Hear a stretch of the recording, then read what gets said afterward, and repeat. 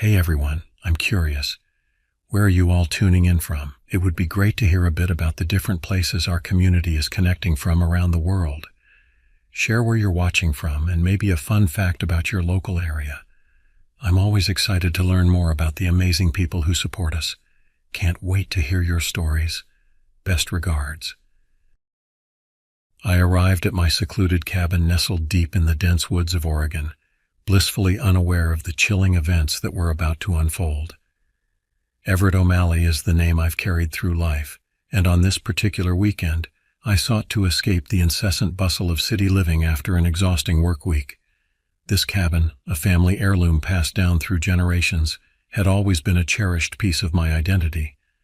As I breathed in the lush, verdant surroundings, I began the familiar ritual of unpacking my belongings and preparing for what I anticipated would be a few tranquil days of relaxation. The woods had long been my sanctuary, a place where I could unwind and reconnect with the serenity of nature. However, as daylight began to wane, an unusual sound caught my attention, a noise I had never encountered in all my years of visiting this cabin. Curiosity piqued, I grabbed my trusty flashlight and ventured out to investigate the unfamiliar disturbance. Several yards from the cabin, I stumbled upon a group of people gathered around a flickering campfire. Among them were two men I had never met before, Tal Shire and Brecken Nygaard. Call it intuition, but I knew instantly that this group wasn't merely a collection of lost campers. Tal shared some disturbing news about several missing people in the region, and he firmly believed they had fallen victim to an enigmatic creature said to roam these very woods. This was news to me, but Tal insisted on the validity of his claims. Initially, I found it difficult to take him seriously. However, as Tal began to recount his own chilling experiences, a seed of doubt took root in my mind, and I started questioning the safety of these woods that had long been my personal retreat. Yet something deep inside whispered not to abandon logic so easily for tales of strange creatures lurking in the darkness. The group expressed hesitation about calling for help, fearing they might lose valuable time or draw unwanted attention to themselves. It became apparent that not everyone had stumbled upon these woods with innocent intentions. As night crept deeper around us, the tension grew taut, like a violin string stretched to the point of snapping. Jokes were cracked here and there, perhaps an effort by some to alleviate their frayed nerves. While conversing with Brecken about our dismal situation, I spoke of my mundane city life as a freelance writer and the comfort I found in these unparalleled moments of tranquility. Brecken seemed to sympathize with my desire for solitude, and for a moment, a sense of understanding passed between us. Little did I know that this brief moment of connection would be overshadowed by the terrifying events that were about to transpire.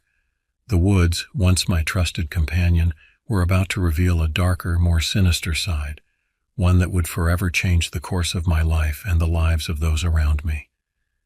The next morning, I awoke to a spine-chilling scream echoing through the woods.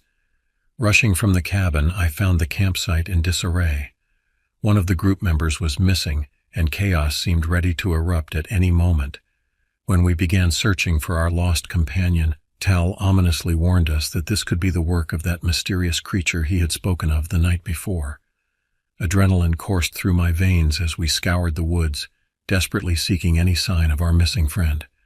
During our search, we managed to discern some deeply unsettling tracks. The savage footprints looked to belong to no recognizable animal, fueling even more fear amongst us. Surely, whatever this creature was, it wouldn't spare anything in its path. As dread tinged our resolve, we pressed on, determined to uncover the truth. Our worst fears were realized when we came upon a gruesome scene, the lifeless body of our missing acquaintance. The carnage that lay before us defied human comprehension. It was as if a monstrous beast had torn their body apart with such raw savagery that it challenged all rationale. Even though this harrowing sight sickened me and strangled me with terror, I couldn't help but notice an odd pattern upon further inspection. Whatever creature had done this had left evidence pointing towards a distinct intelligence, one that perhaps matched our own. Tal's assertion started weighing more heavily in my mind, and reality suddenly felt distorted and nightmarish. My sanctuary had warped into a living horror, and calling for help no longer seemed outlandish or excessive. We moved quickly back to the cabin, scrambling for our phones, only to find there was no signal reception. The panic that had been bubbling like molasses now spilled over, impacting each one of us differently. Some fell silent and withdrawn, while others frayed at the edges, their composure unraveling with each passing moment. Suddenly the sky painted itself with an eerie shade of twilight, and the woods wore a foreboding air of tension. It was clear that we were about to face the monstrous entity responsible for this abomination, yet naming it remained elusive. With no other means of communication, we decided to split up and head in different directions. Some ventured out to higher ground in hopes of finding a signal, while others searched for help. Our mutual worry was evident, but I knew this decision would grant us a higher possibility of survival. Little did I know that this choice would lead me down a path of unimaginable terror and guilt that would forever haunt my consciousness. I chose to partner with Sarah and headed down the path that led away from the cabin. We walked cautiously as I noticed her scrutinizing the ground for any indication of the creature that had altered our world. Our conversation consisted mostly of Sarah theorizing about where this beast could have originated, but I refrained from participating due to my lack of knowledge regarding myths or folklore. Our search led us to a rocky clearing overlooking a large ravine. As we stood near the edge, my eyes scanned below and locked onto something disturbingly out of place, bloody fur and remnants of bones strewn about. Before I could bring this gruesome finding to Sarah's attention, she gasped. A massive creature emerged out of nowhere, bearing long, dagger-like claws and an unnerving, elongated snout filled with sharp teeth stained with fresh blood. It stood on hind legs, towering over us, and displaying striking dark eyes that bored into our souls. Fear paralyzed me as the monster slowly moved closer, growling menacingly before lunging at Sarah. In that moment, all rational thought and selfless bravery abandoned me. Instead of assisting Sarah, I sprinted back toward the cabin, leaving her to fend off the terrifying attacker alone. Guilt and shame consumed me as I ran, but the primal instinct for self-preservation had taken control, overriding any sense of loyalty or heroism. I finally reached the cabin, only to find it empty, with no signs of my friends who had ventured out for help. Collapsing against the wall, I struggled to catch my breath while cursing myself for abandoning Sarah and fleeing when she needed me most. The weight of my actions bore down upon me, suffocating me with the realization of my own cowardice. Before I could dwell further on my shameful behavior, an agonizing scream echoed through the woods, a sound I recognized as Sarah's. The reality of her impending demise cemented my guilt, but like the others, I couldn't muster the courage to confront the creature that orchestrated this nightmare. For what felt like a lifetime, I remained inside the cabin, cursing my cowardice and praying my friends were still alive. After what seemed like an eternity, the sound of familiar footsteps approached. The cabin door creaked open as Tal, Luke, and a few others entered, their faces wearing visible exhaustion and hopelessness. "This thing, it got Sarah," I croaked out between shuddered breaths. Guilt-ridden glances were exchanged among us before we shared the stories of our prior searches. Much to our dismay, none had found help or phone signal reception.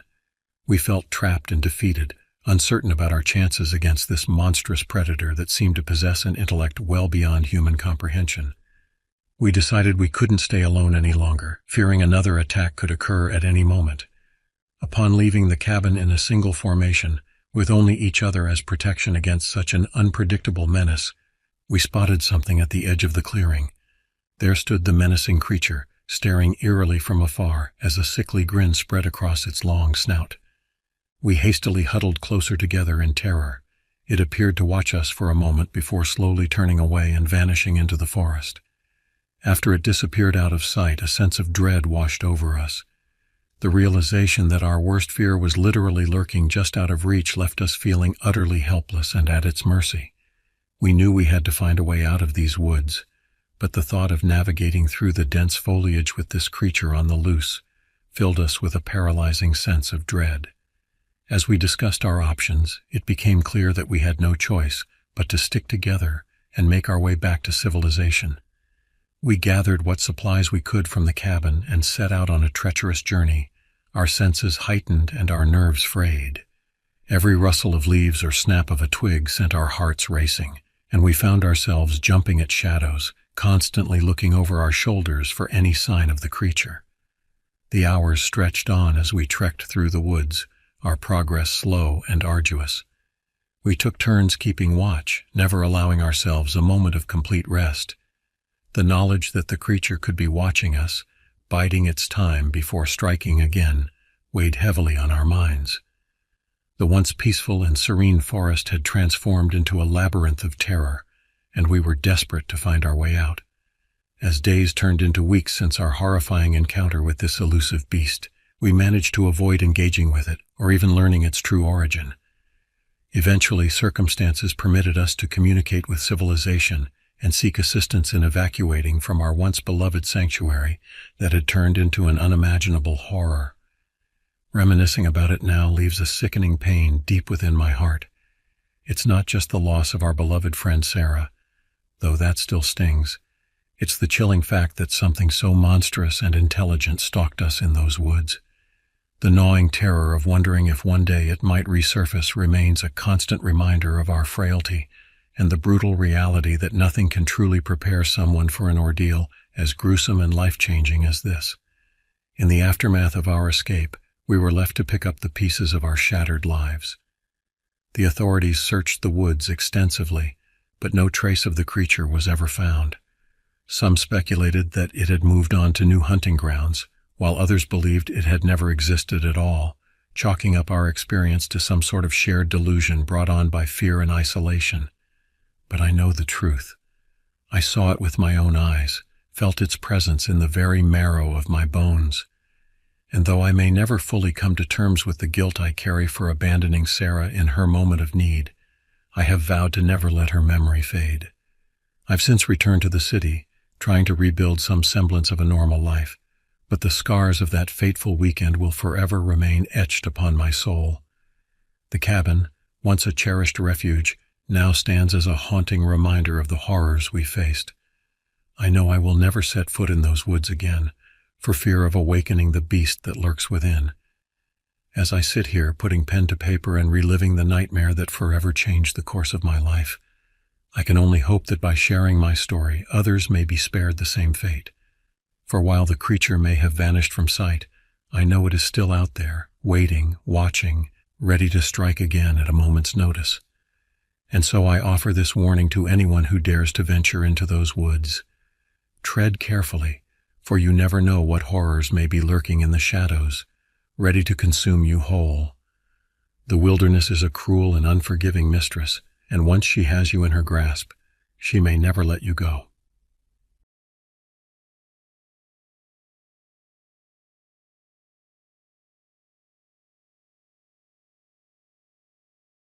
I woke up one morning with a splitting headache, wondering when I became friends with pain. A sarcastic thought to start the day, but what could you expect from a recovering journalist turned wannabe writer? My name's Huxley Wainwright, and after a string of disappointing years in print journalism, I decided to head out to Hollister Hills, a heavily wooded area in Northern California. I rented a modest cabin near the serene Fresnel Creek to gather my thoughts and attempt my first novel. The rustic abode boasted practical furnishings, a simple bed, sturdy wooden table, and humble fireplace. Throwing open the windows in hope of some fresh air, I was met with the earthy scent of damp forest soil mingling with the crisp aroma of pine needles. On my first day exploring the area, I encountered Cato, a local hunter who lived in a cabin deeper in the woods. He was an enigmatic man in his 40s, with long dark hair peppered with gray and a laid-back, almost nirvanic demeanor. "You got any tips for snaring rabbits?" Cato joked one day as I was chopping firewood outside my cabin. "Can't say I do," I smiled back. "I'm here trying to write a book." Cato raised his eyebrows, intrigued. "Well then, best of luck to you," he said with a nod. Over the following weeks, a friendship formed through our brief visits and shared stories. I told Cato about my years as an investigative journalist, like that time back in Minneapolis when my pen almost became my weapon against the mayor's corruption. In turn, he regaled me with tales of his adventures stalking game through the dense California woodland. One foggy morning, Cato appeared at my doorstep looking more agitated than usual. He spoke of something deeply unsettling he had found while hunting near the creek, the completely mangled carcasses of rabbits and foxes. Clearly distressed, he swatted away strands of his dark hair and sighed deeply. "I don't know what happened to them, but it was intense," he said gravely. "I don't own any firearms," I told him with concern. "Any idea who we should call about this?" "Honestly, everyone hunts out here," Cato said reluctantly, scratching his stubble. "They might think we're just a pair of conspiracy nuts. Let's leave it for now and keep our eyes open." So we carried on with our lives, but an uneasy feeling began to fester in the pit of my stomach. Little did I know the true horror was only beginning to reveal itself in those misty hills. The scourge that lurked in the shadowy timberland would soon draw us into a nightmare beyond our darkest imagination. A few nights later, my restless sleep was shattered by the agonized screams of wild animals piercing the night. The eerie, discordant symphony sent chills down my spine and compelled me to venture out into the moonlit forest to investigate. Cold sweat beaded on my brow as I grabbed a flashlight with trembling hands. I crept out of my cabin and nearly jumped out of my skin when a dark figure emerged from the shadows. To my relief, it was Cato, his normally calm face etched with concern. He had his trusty shotgun slung over his shoulder. "Did you hear that ungodly racket?" I asked in a hushed whisper, my heart still pounding. Cato nodded grimly. "Don't know what it could be, but it ain't right. Let's go find out." With trepidation, we made our way into the foreboding woods, our path illuminated only by the narrow beam of my flashlight and the pale moonlight filtering through the dense canopy. Gnarled tree branches seemed to reach out like skeletal hands, and every rustle of leaves made us flinch. Entering the forest after midnight was like stepping into an alien world where the familiar became strange and menacing. Shadows loomed larger, distorted into monstrous shapes, and the oppressive darkness threatened to swallow us whole. We crept toward the creek, our ears straining for any unnatural sound in the eerie stillness. As we neared the spot where Cato had first discovered the mangled animal remains, a pungent metallic odor assaulted our nostrils. My stomach lurched as the flashlight revealed a horrific sight. The mutilated carcass of a stag, its body torn open and flesh strewn about like macabre confetti. Bile rising in my throat, I forced myself to examine the gruesome scene. The stag looked like it had been attacked by a creature of unimaginable ferocity, with jagged gashes and teeth marks that belonged to no animal I recognized. As we stood there trying to make sense of the grisly puzzle, a sudden ear-shattering screech cut through the night like a blade, freezing the blood in our veins. Our faces drained of color, and we exchanged a look of pure terror. In that moment we knew with chilling certainty that whatever ungodly thing was responsible for this savagery was still out there, lurking in the shadows, and it was very much aware of our presence. We turned to flee back to the relative safety of the cabins, but our legs felt like lead, weighed down by primal fear. Suddenly the undergrowth exploded in a fury of snapping branches and rustling leaves, and an enormous wolf-like monstrosity burst into view, its baleful eyes glowing like embers and saliva dripping from its glistening fangs. Without a second thought, I shoved Cato behind the thick trunk of an ancient oak, hoping it would provide some meager shelter from the creature's ravenous gaze. We pressed our backs against the rough bark, chests heaving as we fought to control our ragged breathing. With trembling hands, Cato raised his shotgun, his knuckles white as he gripped the stock. I clutched my flashlight like a talisman, my mind reeling as I tried to process the mind-bending horror before us. The beast was a hulking mass of rippling muscle and matted ink-black fur, its powerful frame dwarfing any natural wolf. Its muzzle was stained with the blood of its victims, and its malevolent eyes burned with a feral, otherworldly intelligence that sent icy tendrils of fear down my spine.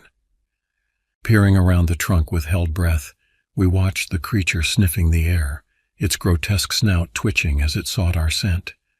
It paced back and forth, its massive paws leaving deep impressions in the loamy soil, claws glinting in the moonlight. My mind raced, flashing back to hushed conversations I'd overheard among the town's old-timers, whispered legends of an ancient evil that stalked the hills, a demonic presence that had haunted the region since time immemorial. Could this nightmare-made flesh be the manifestation of those chilling tales? "We need backup," I whispered urgently to Cato, my voice barely audible over the thundering of my heart. "We can't fight this thing alone." Cato nodded, his jaw clenched tight. With slow, deliberate movements, he extracted his cell phone from his pocket and dialed a number, never taking his eyes off the beast. "Tony," he breathed into the phone, his voice strained. "We've got a serious situation here. There's some kind of monster out by the creek. We need you and the boys, and bring all the firepower you've got. Hurry." As Cato ended the call, an oppressive silence descended upon the forest. The creature had gone still, its head cocked as if listening intently. A sense of dread crawled up my spine as I realized it might have heard our desperate plea for help. Time seemed to warp and stretch in the creature's malevolent presence, seconds bleeding into minutes that felt like an eternity. Just as the tension became unbearable, the distant rumble of engines shattered the silence, growing louder with each passing heartbeat. Help had arrived, but would it be enough to confront the primal horror that held us in its terrifying thrall? As headlights pierced the gloom and car doors slammed in the distance, the beast swung its massive head towards the new threat, a low guttural growl emanating from its blood-stained maw. The creature's baleful gaze snapped back to us as Tony and his men emerged from the trees, rifles at the ready. For a heart-stopping moment, I was certain it would lunge, its powerful jaws seeking our vulnerable flesh. But then the night erupted with the deafening roar of gunfire as our rescuers opened up on the beast, the muzzle flashes strobing in the darkness. The creature let out an unearthly shriek of rage and pain as the bullets found their mark, its thick hide shuddering under the onslaught. But to our horror, it didn't go down. Instead, it whirled to face its attackers with terrifying speed, its eyes blazing with unholy fury. Before any of us could react, the beast charged, its massive bulk hurtling towards Tony's group like a juggernaut. I heard a scream cut short as the creature slammed into one of the men, its terrible jaws clamping down on his throat in a spray of crimson. Panic seized me as the horrific scene unfolded, my mind screaming at me to run, to flee this waking nightmare. But my legs remained frozen, my body refusing to obey as I watched the creature savaging the man, his blood staining the earth black in the moonlight. Beside me, Cato seemed similarly paralyzed, his eyes wide with disbelief and terror. But then a yell from Tony jolted us back to reality. "Run, damn it!" he bellowed, his rifle barking as he tried to draw the beast's attention away from his fallen comrade. "Get to the cabin." That was all the prompting we needed. Cato and I broke from our stupor, our feet pounding the forest floor as we sprinted towards the cabin with every ounce of speed we could muster. Behind us, the sounds of battle raged on, the roar of gunfire, the snarls of the beast, and the cries of men fighting for their lives. We burst through the cabin door, slamming it shut behind us and frantically throwing the bolt. Gasping for air, we slumped against the wall, our hearts hammering in our chests as we strained to listen to the chaos outside. The minutes crawled by with agonizing slowness, each second an eternity of dread. Gradually, the clamor of combat began to fade, replaced by an eerie, oppressive silence that seemed to press down upon us like a smothering weight. Then, without warning, a series of heavy, deliberate thuds shook the cabin door, each impact sending a jolt of terror through my exhausted body. The beast had found us, and it was determined to have its prey. I exchanged a haunted look with Cato, the same sickening realization etched on both our faces. This was it, our last stand against a living nightmare that defied all reason and sanity. With grim resolve, we braced ourselves for the final confrontation, knowing that no matter the outcome, our lives would never be the same. Just as I was certain the door would splinter under the relentless assault, the pounding abruptly ceased. For a moment, the only sound was the ragged sawing of our breathing and the thunder of our racing hearts. Then a voice called out from beyond the threshold, "Huxley? Cato? You boys still breathing in there?" It was Tony, his normally gruff voice strained and weary. Relief flooded through me, so intense it was almost painful. I staggered to the door and threw it open to reveal Tony and his last remaining man, their clothes torn and bloody, their faces haggard and haunted. But they were alive. Behind them, sprawled on the forest floor like a grotesque trophy, lay the corpse of the beast, its once terrifying form now still and lifeless. The men had managed to bring the creature down, but the price had been steep. The fallen hunter, Tony's friend, lay nearby, his sightless eyes staring up at the starry sky. We gathered in the cabin, nursing our wounds, both physical and emotional. There would be a time for mourning, for grappling with the enormity of what we had faced. But for now, we simply clung to the solace of each other's presence, bound together by the unspeakable horror we had survived. In the days that followed, word of the incident spread through the small town like wildfire, sparking whispers of ancient legends and dark forces stirring in the hills. Some spoke of similar beasts sighted in the deep woods, while others dismissed it all as campfire tales and overactive imaginations. But for those of us who bore witness to the nightmare, there was no doubt. The evil that lurked in the shadows of Hollister Hills was real, and it had left an indelible mark on our souls. As I tried to settle back into the rhythm of my life at the cabin, I found that the once peaceful solitude now felt oppressive, the forest's beauty tainted by the memory of the horror that dwelled within. Every rustle of leaves, every snap of a twig sent my heart racing, phantom images of the beast lurking just out of sight.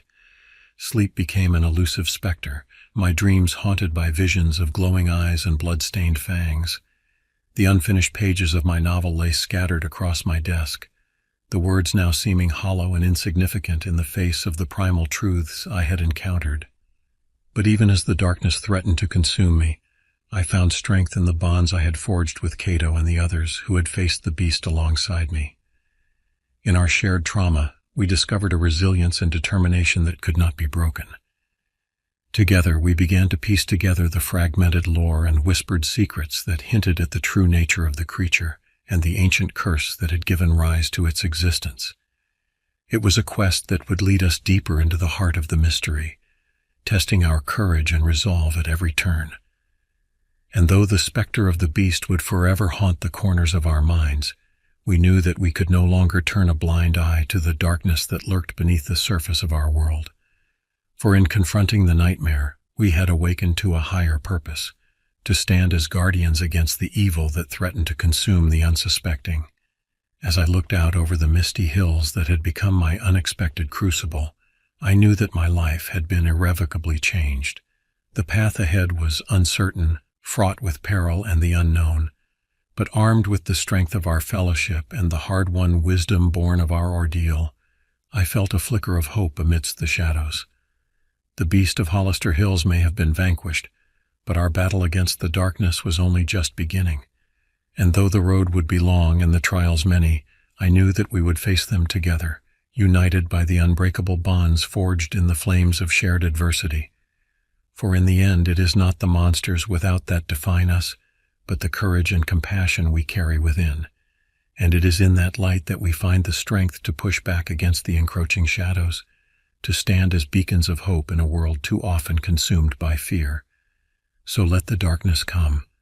We will be ready, for we have stared into the abyss and emerged changed, but unbroken. The hunt is over, but the true journey has only just begun.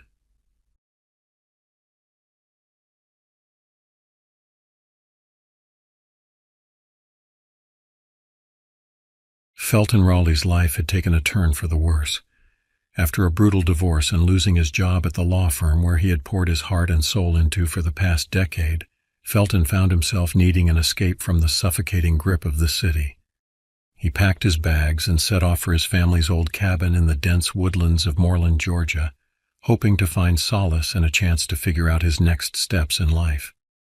As he navigated the winding roads leading to the cabin, Felton couldn't help but marvel at the serenity that enveloped him.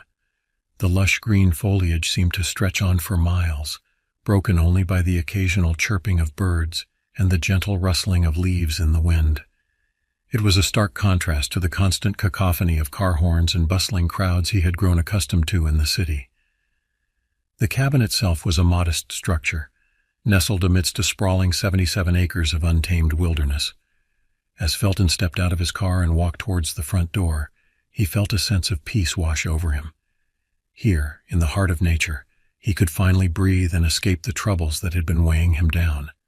Settling into the cabin, Felton decided to take a walk and explore his new surroundings. The sun was beginning to set behind the trees, casting long shadows across the leaf-strewn ground. The crunch of leaves beneath his feet created an almost alien rhythm, so different from the concrete jungle he had left behind. As the days passed, Felton found himself falling into a quiet routine. He would wake up early, make himself a simple breakfast, and then spend hours wandering through the woods, taking in the beauty of the untouched landscape. However, as he ventured deeper into the forest, an unsettling feeling began to creep over him. At first, Felton dismissed it as a product of his own mind, a result of the solitude and the unfamiliar surroundings. But as the days turned into weeks, the uneasiness only grew stronger. It was as if the very trees were watching him, their branches reaching out like gnarled fingers, ready to ensnare him in their grasp. In an effort to ward off the eerie sensations, Felton turned to a newfound hobby, woodworking. He had discovered a set of tools in one of the cabin's storage areas and decided to put them to use. The act of shaping and molding the wood provided a much-needed focus, a way to keep his mind occupied and his hands busy. But even as he lost himself in his craft, Felton couldn't shake the growing sense of dread that had taken root in his heart. And then one day, he realized something that sent a chill down his spine. The birds had stopped singing. The silence that had settled over the woods was deafening. Felton had grown accustomed to the constant chirping and tweeting of the birds, their melodies a soothing backdrop to his daily routines. But now, as he stepped outside the cabin, he was greeted by an eerie stillness that seemed to permeate every inch of the forest. It was around this time that Ephraim Dansby, a local ranger, stopped by to check on Felton. Ephraim explained that it was customary for him to visit the isolated cabins in the area, just to make sure everything was all right and to offer assistance if needed. As they talked, Ephraim's face grew serious. He warned Felton about recent reports of grizzly bear attacks in the nearby woods and urged him to be cautious when venturing out. Felton nodded, grateful for the ranger's concern, and the two exchanged phone numbers before Ephraim took his leave. Despite the warning, Felton found himself drawn to the woods, his curiosity piqued by the strange silence that had fallen over the area. One evening, as he sat on the cabin's porch, working on his latest woodworking project, a loud crashing noise echoed from beyond the tree line. Felton's heart raced as he realized that the sound was much closer than any wildlife should have been. A mix of fear and curiosity gripped him, and he hesitated for a moment before grabbing a flashlight and cautiously approaching the source of the noise. As he stepped into the woods, the beam of his flashlight cutting through the gathering darkness, Felton's breath caught in his throat. There, standing before him, was a massive, fur-covered creature, its form stooped and twisted, towering over 10 feet tall. The creature's face was a grotesque amalgamation of animalistic features, its eyes glinting with a feral intelligence as it spotted Felton. In that moment, Felton knew he needed to run, to get as far away from this monstrosity as possible. But his legs refused to obey, frozen in place by the sheer horror of what he was witnessing. The creature took a step forward, its movements unnaturally fluid for its size. Felton's mind screamed at him to move, to flee, but it was as if he was paralyzed, unable to process the reality of the situation. Just as the creature was about to lunge, a sudden rustling in the underbrush broke the spell. Felton's legs finally responded, and he turned and ran, his heart pounding in his ears as he raced back to the cabin. He slammed the door behind him, his hands shaking as he fumbled with the lock. That night, as he lay in bed, Felton's mind raced with the implications of what he had seen. He knew that he needed help, that he couldn't face this nightmare alone. With trembling fingers, he reached for his phone and dialed Ephraim's number. The next day, Ephraim arrived at the cabin, his face etched with concern as he listened to Felton's frantic retelling of the previous night's events. Felton struggled to convey the fear that still gripped him, his words tumbling out in a jumbled mess as he described the creature that had nearly attacked him. Ephraim listened intently, his brow furrowed in thought. When Felton finished, the ranger took a deep breath and began to speak. "The locals have a name for it," he said, his voice low and somber. "They call it the woodland strangler." Felton's blood ran cold at the name, his mind immediately conjuring images of the twisted, fur-covered monstrosity that had confronted him in the woods. Ephraim continued, explaining that every few years, odd disappearances were reported in the area, and that some folks believed it was the doing of the creature Felton had encountered. The ranger's words did little to settle Felton's nerves. and when Ephraim left later that afternoon, he pressed a revolver into Felton's hands, along with some simple instructions on how to use it. "Just in case," he said, his eyes grave. As the days passed, Felton found himself consumed by thoughts of the woodland strangler. He knew that the smart thing to do would be to leave, to pack his bags and put as much distance between himself and the creature as possible. But something deep inside him, a strange compulsion he couldn't quite understand, urged him to stay and confront the beast. Maybe it was the need for a life-altering event, a way to break free from the monotony that had consumed him since his divorce and job loss. Or perhaps it was a desire to understand that which defied logic, to unravel the mystery of the creature that lurked in the shadows of the forest. Whatever the reason, Felton found himself preparing for another confrontation. He spent hours practicing with the revolver, honing his aim and familiarizing himself with the weight of the weapon in his hand. He studied the woods around the cabin, marking trails and possible escape routes in case things took a turn for the worse. And then, one night, as the moon hung heavy in the sky, Felton heard the familiar crashing noises once again. His heart raced as he grabbed the revolver and his flashlight, steeling himself for what was to come. With a deep breath, Felton stepped out into the night, determined to face the woodland strangler head-on. The flashlight in one hand and the revolver in the other, he moved slowly towards the source of the sound, his senses heightened and his mind focused on the task at hand: survival. As Felton ventured deeper into the woods, the crashing noises intensified, guiding him towards the spot where he had first encountered the creature. His heart pounded in his chest, and a foul, musty smell permeated the air, a sure sign that the woodland strangler was near. And there it was, crouched among the thick foliage, its beady black eyes glaring at Felton with a predatory intensity. The creature's body was covered in matted fur, its long limbs resembling gnarled branches. As it stood to its full height, Felton couldn't help but marvel at the sheer size of the beast, its form towering over him like a twisted nightmare come to life. The creature took a step forward, revealing a maw filled with jagged, razor-sharp teeth. Felton's mind raced as he tried to comprehend the nature of the monstrosity before him. Was it some kind of long-lost species, a relic from a time when monsters roamed the earth? Or was it something else entirely, a manifestation of the darkest corners of the human psyche? There was no time to ponder such questions, as the woodland strangler regarded Felton with a hungry gaze, its body tensing in anticipation of the hunt. Felton raised his revolver, his hands trembling from a potent mix of fear and adrenaline. He knew that his chances of defeating such a beast were slim, but the weight of the weapon in his hand provided a small measure of comfort, a tangible reminder that he was not entirely helpless. With a guttural snort, the creature charged, its monstrous form crashing through the underbrush with a speed and agility that defied its size. Felton fired a shot in panic, the bullet whizzing past the creature's head by mere inches. The woodland strangler closed the distance between them in a matter of seconds, its massive limb lashing out and catching Felton across the forearm. Pain exploded through Felton's body as the creature's claws tore through his flesh, and the force of the blow sent him sprawling to the ground. He struggled to maintain his grip on the flashlight and revolver, knowing that they were his only lifelines in this nightmarish confrontation. Desperate, Felton fired 2 more shots as the creature loomed over him, ready to strike again. One bullet found its mark, burying itself in the beast's shoulder, while the other zipped harmlessly into the night. The woodland strangler let out an ear-piercing wail, a sound that seemed to shake the very foundations of the forest, but it did not retreat.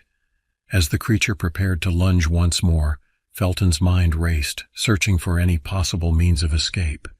And then, as if in answer to his silent prayers, a pair of headlights pierced the darkness, illuminating the twisted silhouette of the woodland strangler against the trees.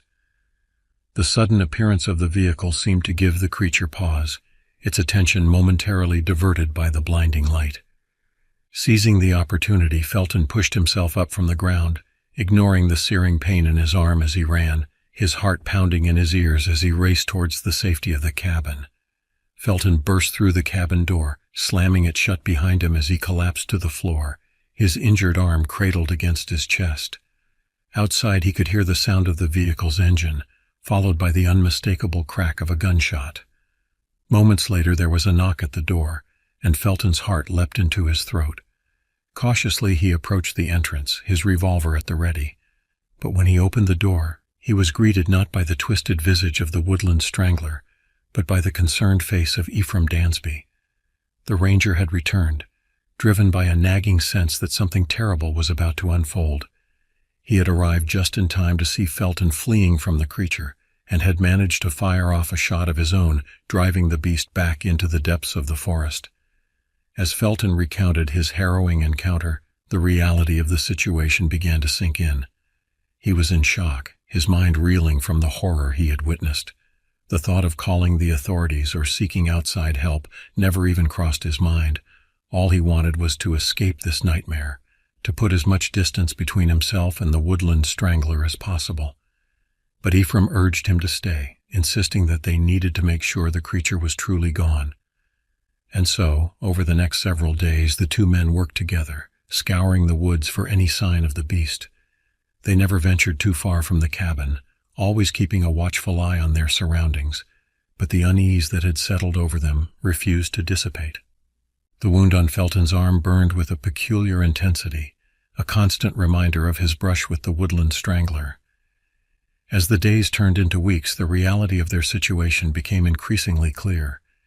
Despite their best efforts, they could find no concrete evidence of the creature's existence, no way to make sense of the nightmare that had unfolded in the heart of the forest. The creature's motivations, if it could even be said to possess such things, remained a mystery, an enigma that defied all attempts at understanding. And with each passing day, the anxiety that gnawed at Felton's soul only grew stronger, a chilling certainty that the woodland strangler was still out there, waiting, watching. In the end, there was only one course of action left to him. With a heavy heart, Felton sold the cabin and the surrounding property, severing his ties to the place that had brought him so much terror.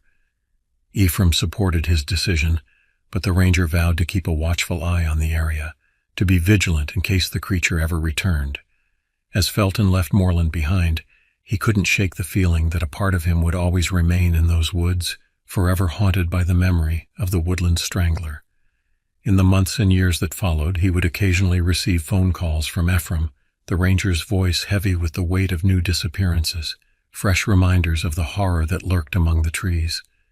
But eventually even those calls began to taper off, leaving Felton to wonder if Ephraim had found his own way to cope with the nightmare they had shared, or if perhaps the ranger had become another victim of the creature's insatiable hunger. Though life moved on, the memories of that fateful encounter never truly faded.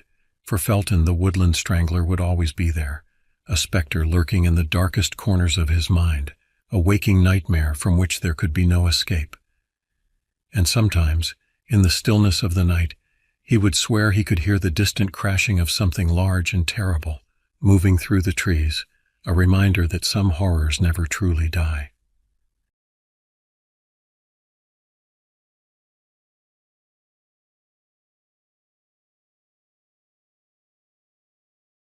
I never should have taken this job, but when you're drowning in debt and desperate for a way out, you'll grasp at anything that comes your way, even if it means venturing into dark places you have no business being.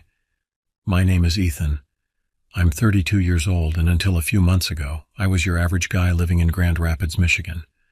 I had a decent apartment, a car that mostly ran, and a job tending bar to pay the bills. Things were tight, but I was getting by. That is, until my hours got cut and the credit card companies came calling. Late payments, missed payments, fees upon fees. It all piled up faster than I could dig my way out. Collection agencies hounded me day and night. My credit score tanked. I was on the verge of losing everything. So when an old army buddy reached out about a vague but well-paying government contract job, I leapt at the chance. The details were sparse. Something about securing assets in remote areas. Matt couldn't tell me more unless I signed on. All I knew was it involved a lot of hiking and camping in state and national forests across the country. Oregon, Pennsylvania, North Carolina, Wisconsin. I liked the outdoors well enough. Grew up hunting and fishing with my dad. Did my share of roughing it in the service, so I figured, what the hell? I signed the forms, passed the background check, and a week later I was on a plane to Oregon for training. That's when things got weird. A dozen other guys, all vets like me, stuffed in a dingy motel conference room. No windows. Our trainers could have stepped out of any cheesy G-Man movie. Black suits, crew cuts, dead-eyed stares. They wasted no time with pleasantries. Your job is to patrol these wilderness areas. You're looking for trespassers, illegal activities, any signs of suspicious activity. A stone-faced suit droned. Trespassers? In the middle of the damn woods? One of the guys piped up. Who are we supposed to find out there, Bigfoot? The spook fixed him with an icy glare. You'd be surprised. There are things out there that need to be contained. Your job is to keep civilians away and report anything unusual. He clicked to a map of Oregon, big patches shaded in red. These are your assigned sectors. You'll work solo. 2 weeks on, 1 week off. We'll drop you at the trailhead and pick you up at the end. Any other questions? A hand shot up. Yeah, what exactly are we supposed to do if we find any trespassers out there? There are protocols. You'll be briefed in the field. Just remember.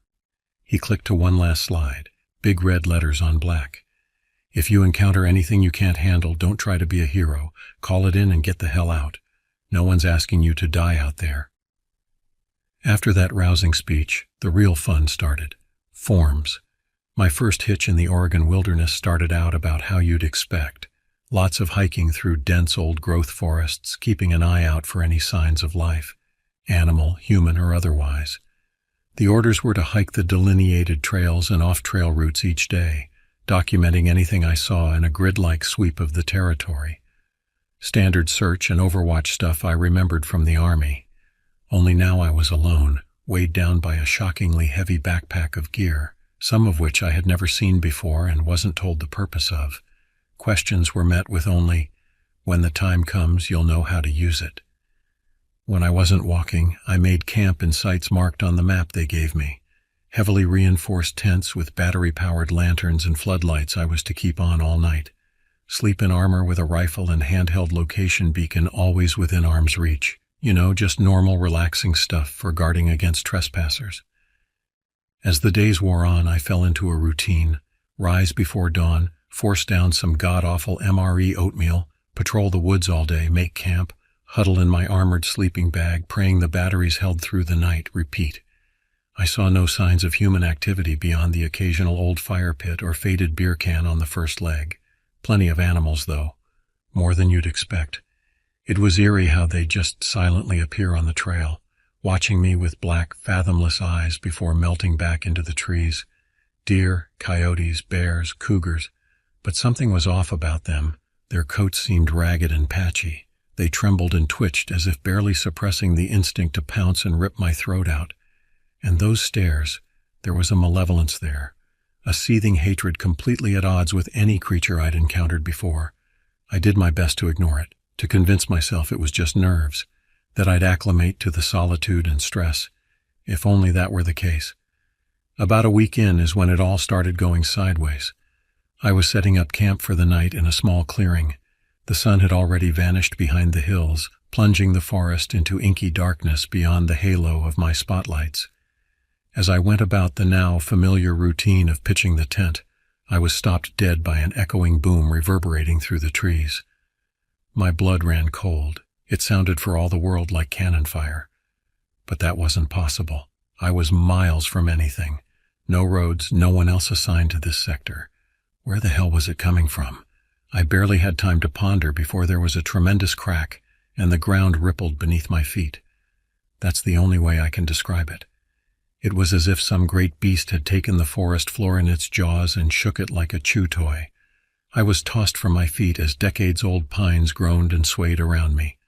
Earthquake, I thought dumbly as I lay stunned on the quivering ground. Had to be. But that sound. I pushed myself to my knees as the tremors subsided. A tree before me had cracked under the strain and come crashing down, its trunk splintered like a spent matchstick. A plume of dust swirled over the rupture as the earth settled. No, not dust. Mist. An oddly glutinous bluish vapor was seeping up from the fissure like pus from an infected wound. It hung in the air far longer than it should have before slowly dissipating. I didn't know how to process what I was seeing, but as a suffocating heaviness spread through my chest and a coppery taste crept up my throat, some newly awakened instinct screamed danger. I staggered to my feet, seized my pack, and ran blindly in the direction of my evac site. Only one thought penetrated the haze of panic as I crashed madly through the underbrush. What the hell did I just witness? And what had I gotten myself into? The helicopter couldn't take me far enough away from that nightmare in the woods. I spent the week's furlough holed up in my shitty apartment, alternately trying to drown the memory in cheap whiskey and obsessively Googling what could possibly explain what I experienced. Blue mist from a fissure after tectonic activity? Nada. Maybe I had imagined the unnatural hue and viscosity, some sort of underground gas suddenly released by the quake. A geological anomaly no one's bothered to study out in the remote wilds of Oregon. The problem was, even stone drunk, I couldn't shake the feeling that what I saw was just plain wrong, against the laws of nature, evil. Every time I closed my eyes, I could feel it hanging there in the shadows of the forest, watching, waiting for me to return. But what choice did I have? Walk away and go back to dodging creditors trying to squeeze blood from my stone-broke life? No, I had signed a contract. I needed this job. So when the next rotation came up, there I was checking out my restocked pack. Only this time I made damn sure to pack my own essentials. Holy water, a large silver cross, salt. Hey, it couldn't hurt. In a cruel twist, they sent me to the opposite side of the country for round 2. The hills and hollows of western North Carolina. Different trees, same routine. Schlep through the wilderness, watch out for things that go bump in the night. They paired me with another guy for this trip, Wade. Built like a linebacker and just as intelligent. Guess they figured I could use the company after my behavior in debrief, or a witness if I cracked up. Wade didn't strike me as the type to worry about phantom miasmas lurking in the woods. He yucked it up at my expense the whole hike in. So what spooked you in Oregon, city boy? You see Bigfoot out there dropping a squat behind a redwood? He guffawed. Nah, just a weird earthquake. Messed with my head is all. He looked at me sideways. Uh-huh. Let's see how long till the boogeymen get you this time, shitbrick. Wade's presence was alternately irritating and a relief. He was a jackass, but at least he was a human jackass. Another set of eyes and ears, even if he used them mostly to bust my balls. We set up our camps in eyesight of each other, close enough to see the other's spotlight glowing against the night, but too far to make out details. Just an orange smudge through the pitch-black, deciduous forest. The feeling crept up on me slowly this time, that unshakable sense of being watched from the shadows, the skin-crawling sensation of unseen eyes boring holes in your back. Every rustle of dead leaves looked like skittering movement in the dark. Every hoot and whistle of nightbirds twisted into mocking laughter in my ears. I jerked my spotlight around wildly, expecting to see some twisted thing lunging from the abyss, only to find branches waving innocently in the breeze. Get it together, man, I tried to tell myself. It's just woods. Perfectly normal woods like you've been in 1,000 times, but that oppressive sense of dread only seemed to grow thicker as the night deepened. I tried to take solace in Wade's sporadic radio checks. He made a point to throw in a snide joke every time. All quiet on the western front, shitstain. No chupacabras making off with your undies. Real classy. But around 0300 he abruptly cut off mid-sentence with a high yelp. Then silence. I called for him. Nothing. I clicked over to the emergency channel. Wade, report. What's your status, over? My only answer was a crackle of static. Then faintly what sounded like rustling and snapping brush. Was he prowling around out there? Maybe taking an unauthorized leak? Wade, what's your location? I say again, what is your location and status? The rustling stopped. For a moment there was only hiss. Then a noise came through the radio that turned my blood to ice water in my veins. It was a gagging retch, as if someone was trying to scream through a mouthful of mud. And it was coming closer.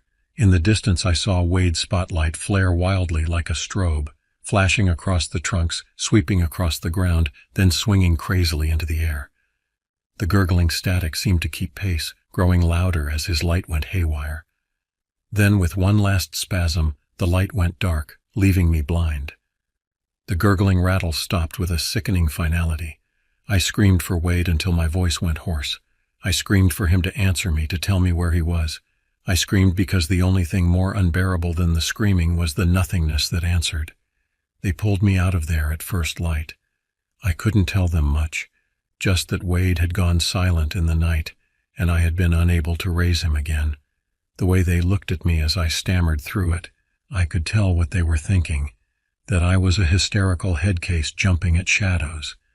And maybe I was, because when they found him later that day, it was as if nothing had happened. He was sitting with his back against a tree in his camp, facing the cold remains of his fire. Just sitting there. Not a mark on him according to the report. But they wouldn't let me see the body before they shipped it home. Apparently it was too disturbing for my fragile mental state. I tried to tell them something had come for him, that I had heard it over the radio. Hell, maybe that it had made him do something to himself, but it was useless.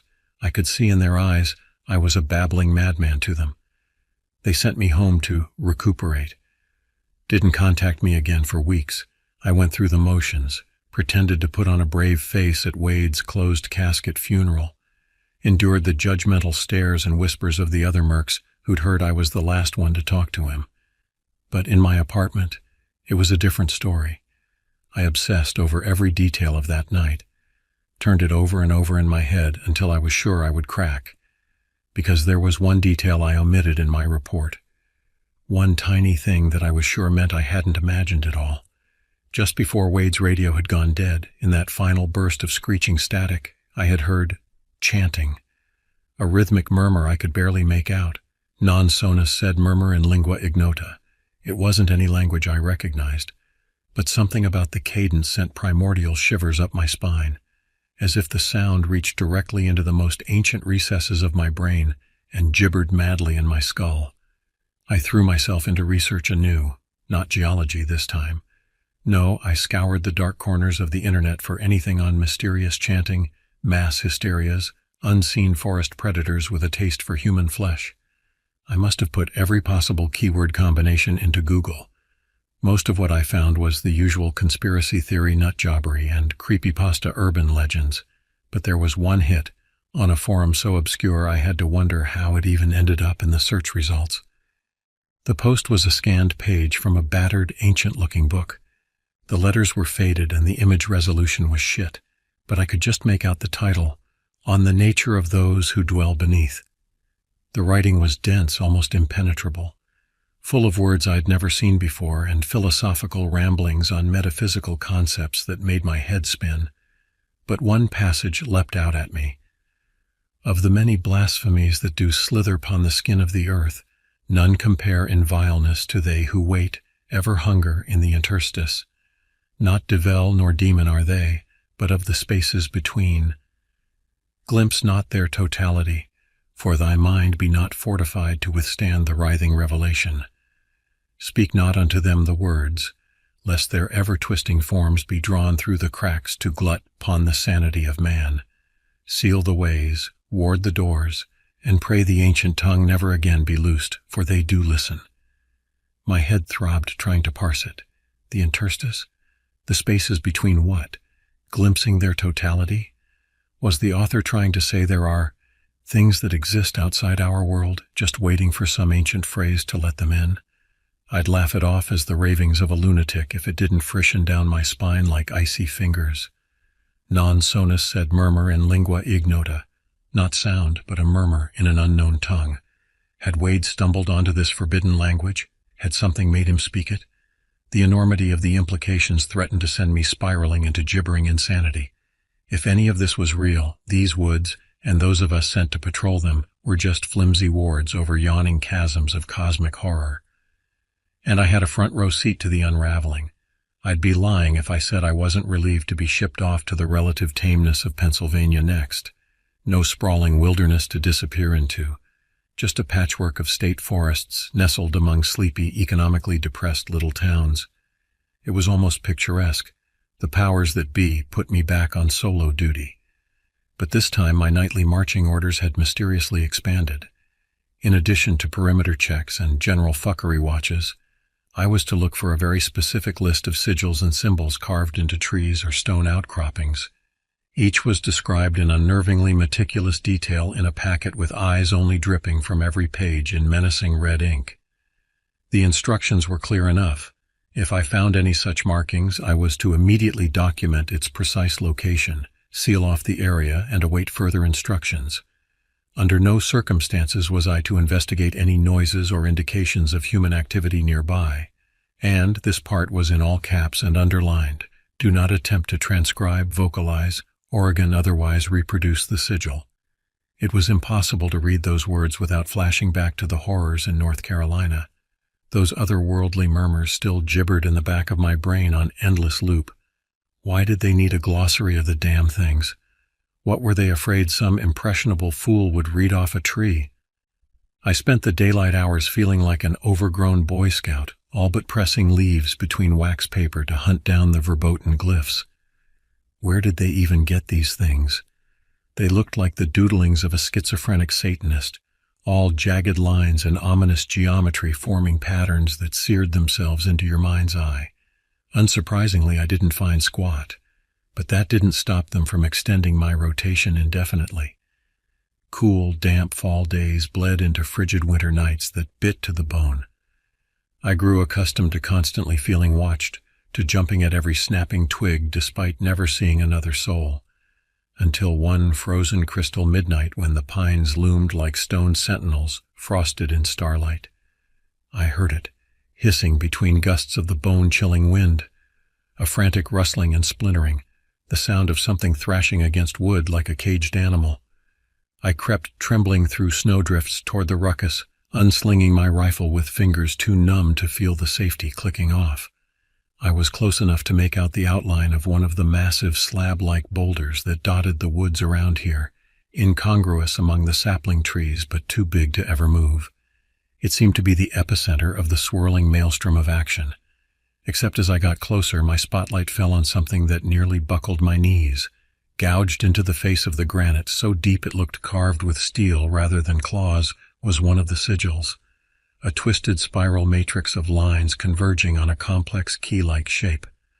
The rock around it was violently scraped and abraded, as if something had been desperately trying to erase it. Even as my mind worked to accept what it was seeing, my radio crackled to life. But this time it wasn't the uncanny murmurs of forbidden speech or the burbling death rattle of a friend. No, this was a howl of purest agony and rage that stabbed into my very core. It rose up as if from the very ground itself, then cut off suddenly, replaced by only hissing static. In the silent aftermath, with only the howl of the wind for company, I slowly backed away from the sigil. That scream still reverberated in my bones, inhuman and ancient. I knew then things had reached a tipping point I wasn't prepared for, and the only direction was down, into yawning darkness without end. The mercs wouldn't let me come in from the cold after that. Every time I raised the incident up the chain, insisting on some answers, damn it, I was told to sit tight and await orders. The few times I pushed hard enough to reach an actual human on our support line, they assured me a specialist team was dispatched to investigate the site. Fat lot of good that did me with my ass still stranded in the frosty wilderness, wondering what fresh nightmare would come for me next. After nearly a week of radio silence, I gave serious thought to going AWOL. I mean, really, what was worse, rotting in a military prison somewhere or freezing to death as an eldritch chew toy? I could stash my gear, hike to the nearest town, and hop the first Greyhound to anywhere. But every time I mustered the nerve, the logistics stymied me. How far off the grid would I have to go to avoid the long arm of Uncle Sam pissed that I've seen too much? With my mug and background, they'd have me on every watch list from here to Timbuktu. And say I did manage to rabbit, then what? Even if I wasn't dragged back to face a court-martial faster than you can say habeas corpus, I'd still be a broke-dick fugitive. At least this gig kept me solvent, if not sane. I resigned myself to running down the clock, however long it took my paymasters to remember I existed. That was the plan, anyway, right up until a chittering tidal wave of fur and teeth damn near ran me down in the night. Pennsylvania's state animal is the white-tailed deer. Docile herbivores more likely to end up as a smear on a windshield than anything else. I'd seen plenty of the dainty bastards flitting between the trees or staring dopily at me with doe eyes that'd melt the heart of even a jaded merc like myself. What came crashing toward me that moonless night was a twisted corruption of the species. Their eyes flashed like silvered mirrors in my spotlight, wide with rolling terror.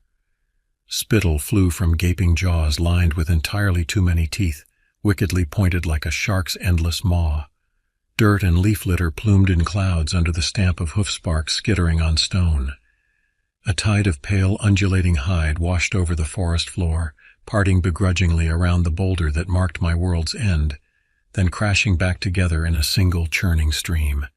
I had just enough presence of mind to throw myself aside, narrowly avoiding getting trampled to paste by the horde. For a single, stretching moment, I lay gasping for breath as dozens, maybe hundreds of the panicked beasts thundered past close enough to feel the heat pouring off their heaving flanks. Saucer-plate eyes rolled madly in heads that seemed deformed, bulging in unnatural places. Hooves frothed with an iridescent ooze that sizzled where it splattered. But it wasn't until the last of the herd vanished into the gloom that I saw the real horror pacing calmly behind them. At first my mind refused to accept it was there at all. Just a shadow among shadows, an absence where the night seemed a shade darker. But then it shifted and I saw it. I really saw it. And dear Christ, how I wish I could unsee. My sanity cracked with the monolith. Or maybe it had been straining under the weight of nightly horrors for so long that seeing the impossible made manifest was the final hammer blow to shatter it completely. How else could I process the squamous obscenity I saw unfolding before me? In that infinite fractured second, my mind scrabbled desperately for any anchor of logic to cling to. Optical illusion. Some trick of the light stretching shadows into looming bat-winged gargoyles studded with far, far too many eyes. Fatigue hallucinations painting oily, swirling color onto undulating flesh that seemed to writhe independent of physical reality. Marsh gas, ball lightning, the god, damned, chupacabra. I'd take any pseudoscientific explanation as long as it meant the thing hovering over the ancient stone wasn't real. That the gate of my perception hadn't been ripped off its hinges to admit horrors beyond human comprehension. But the chanting wouldn't stop. It scraped gleefully at the inside of my skull, gurgling and yammering in ecstatic frenzy. The same guttural syllables I had been tormented with night after night, now clawing their way into my ears with triumphal shrieking. Through the cacophony, I could just make out sounds that had no place outside a slaughterhouse killing floor. Tearing flesh, crunching bone, wet gobbling, and underneath it all, keening wails of animal agony abruptly silenced with meaty thwacks. I scrabbled backward on numb limbs, the need to put distance between myself and the unholy butchery overriding all reason. Gravel dug into my palms, but I welcomed the sting. The bright jolt of pain reminded me I was a living, feeling being and not some numb hunk of meat to be reality's whipping boy. A treacherous root caught my ankle and I sprawled backward. I lay there panting for a breathless moment, the coppery taste of terror thick on my tongue. My head craned back, dreading what I would see, but masochistically compelled to look. I almost wept with relief. The thing was gone, winked out of existence between one blink and the next. Even the chanting had abruptly cut off, leaving only the tinny whine of my radio's open channel. But the monolith remained. In the stark beam of my flashlight, I could see the runnels and whorls carved into its surface glistening wetly, as if it had been doused in... Oh, God. I rolled and retched into the dirt until it felt like my stomach was trying to turn inside out, bringing up nothing but bile and pure animal fear. This was so far beyond anything I had trained for, had ever conceived of facing. This primordial dread of the dark, the knowledge there were things, hungry and malevolent, skulking in the abyss just waiting for their chance to taste sweet oblivion. And I was expected to, what, keep them in check armed with nothing but a rifle and some half-assed sigils of protection? The utter cosmic futility of it all would have been hilarious if it wasn't so pants-shittingly petrifying. Once my stomach settled and my head cleared fractionally, I staggered to my feet with the bone-deep certainty I had to get the hell away from this place. Screw the mission, screw going AWOL. Spending the rest of my life in Leavenworth was vastly preferable to whatever gibbering void-born nightmare would come oozing out of the dark next. I made it 3 steps before the discordant blare of the alert signal exploded from my radio, full volume, a shrill electronic screech like a robot banshee wailing. It was the emergency beacon, a final foobar alarm we all hoped never to hear because it meant one thing: containment had failed. The door was open, and all the mad dancing horrors of beyond were flooding through. Non sonus sed murmur in lingua ignota. I ran because it was the only sane thing to do when faced with the complete unraveling of reality as I had known it. Tore through those woods like all the legions of hell were on my heels, and for all I knew, they very well could be. Branches lashed my face and stones turned underfoot, but I paid them no mind. The sting of abraded flesh and ache of bruises meant I was still alive, still human, despite the best efforts of the squirming obscenities nipping at my sanity. All thoughts of escape routes and contingency plans were forgotten in the primal urge to put as much distance as possible between myself and the abattoir I had stumbled into. I pelted in the vague direction of my evac point, desperately hoping whatever spook squad had been assigned to rein in this unmitigated clusterfuck would be there to airlift me far, far away from this blasted patch of hell on earth. But the horrors weren't content to let me abscond so easily. The very trees seemed to warp and twist around me, trunks flexing like melted wax to disgorge skittering many-legged things that spat and clicked in voices never meant for human ears. Shadows stretched and bubbled, birthing writhing feelers that groped after my pounding feet. And still that damnable chanting hissed and screamed from my radio, ululating exultation in the release of long-pent nightmares. What had been a well-worn path was now a labyrinthine gauntlet of Stygian horror. I veered and careened between grasping boughs and hissing phantasms, lungs searing and heart jackhammering against my ribs. Every frenzied glance over my shoulder revealed only more eldritch blights clawing their way into a world never meant to bear witness to their hideousness. At long last, I saw it. The blessed matte black of a military chopper crouched in a clearing not 50 yards ahead. Its rotors were already thrashing the air, ready to lift away at a moment's notice. And silhouetted against that wondrous vision were a line of stony-faced men in unmarked black combat gear, the cavalry come to beat back the dark. I didn't break stride until I was almost on top of them, every nerve still screaming to escape. But as I skidded to a halt, gasping out breathless thanks to my saviors, I knew something was wrong. Their faces, dear God, their faces. What should have been the hard, no-nonsense masks of soldiers were instead twisted in rictuses of ecstatic anguish. Eyes rolled back into skulls, jaws distended at unnatural angles, and the sounds coming from their throats, the chanting, that same nerve-shredding ancient tongue, pouring out in a megalithic chorus, and in their upraised hands not rifles, but stone tablets covered in blasphemous sigils and whorls. The gate wards, shattered. I stumbled back as hands grabbed for me, gnarled and tipped in cracked yellow nails. A howl built in my chest, but it never made it past my lips. The squeal of my radio spiked, unbearably shrill, and with a burst of light and sound the night fell away completely. In the black behind my eyes, a city of cyclopean stone unfolded, ancient and brooding with malevolence. Pillars of words I could never conceive formed and unformed, vaulting into chasms that had never known light. And there, at the center of it all, a presence looming and hungry, its grasping tendrils unfurling to welcome me into its cosmic maw. I awoke in my apartment, sheets drenched in cold sweat, and that final vision still swimming behind my eyelids. Was it real? A warning dredged up from beyond the veil of the possible? Or just another skipping track in my fracturing mind, trying desperately to process the blasphemies it had borne witness to? I don't know. I'm not sure I want to know. But what I am certain of is that the shadows look a little darker now, a little heavier with the weight of old and patient hungers, waiting for their chance to crack the seals and come writhing through, glutting on a world gone mad with their revelations. And I'm expected to return, to delve back into those abyssal haunts, armed with ritual and ward, a finger in the dam of the cosmos. God help me, I know I will, because now that I've seen what squirms and gibbers behind the curtain, how could I not?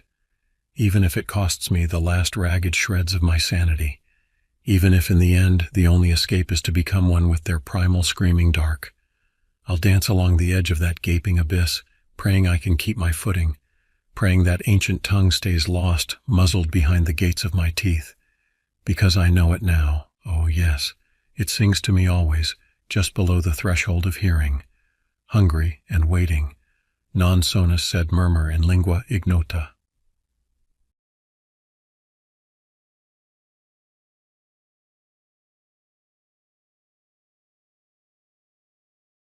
The sun hadn't yet crested the horizon as I pulled into the empty dirt lot at the trailhead.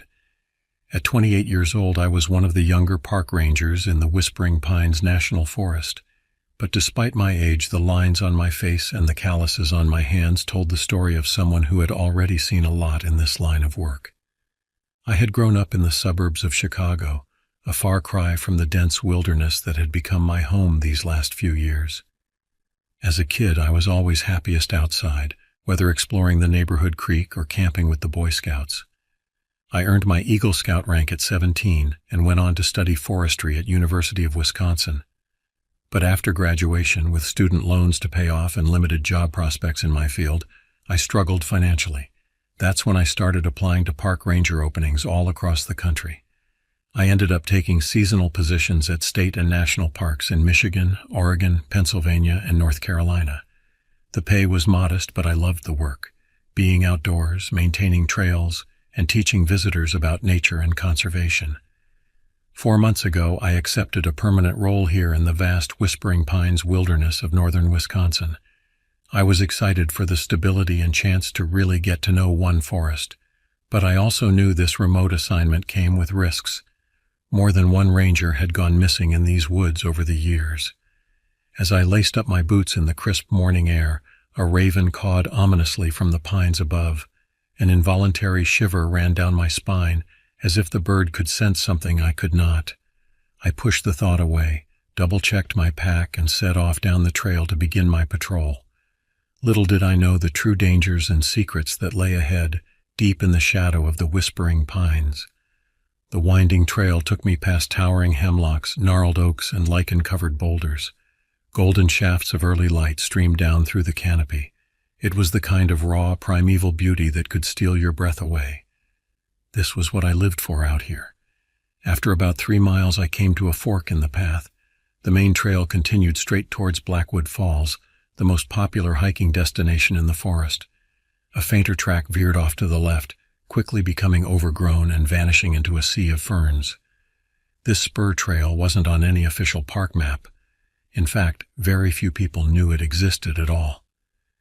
According to local legend, the trail led to the ruins of an abandoned logging camp from the early 1900s. The story goes that one winter, the camp was mysteriously abandoned, with half-eaten meals still on the tables and the loggers' tools left behind. Rumors abounded about what really happened, ranging from a deadly smallpox outbreak to a Wendigo attack.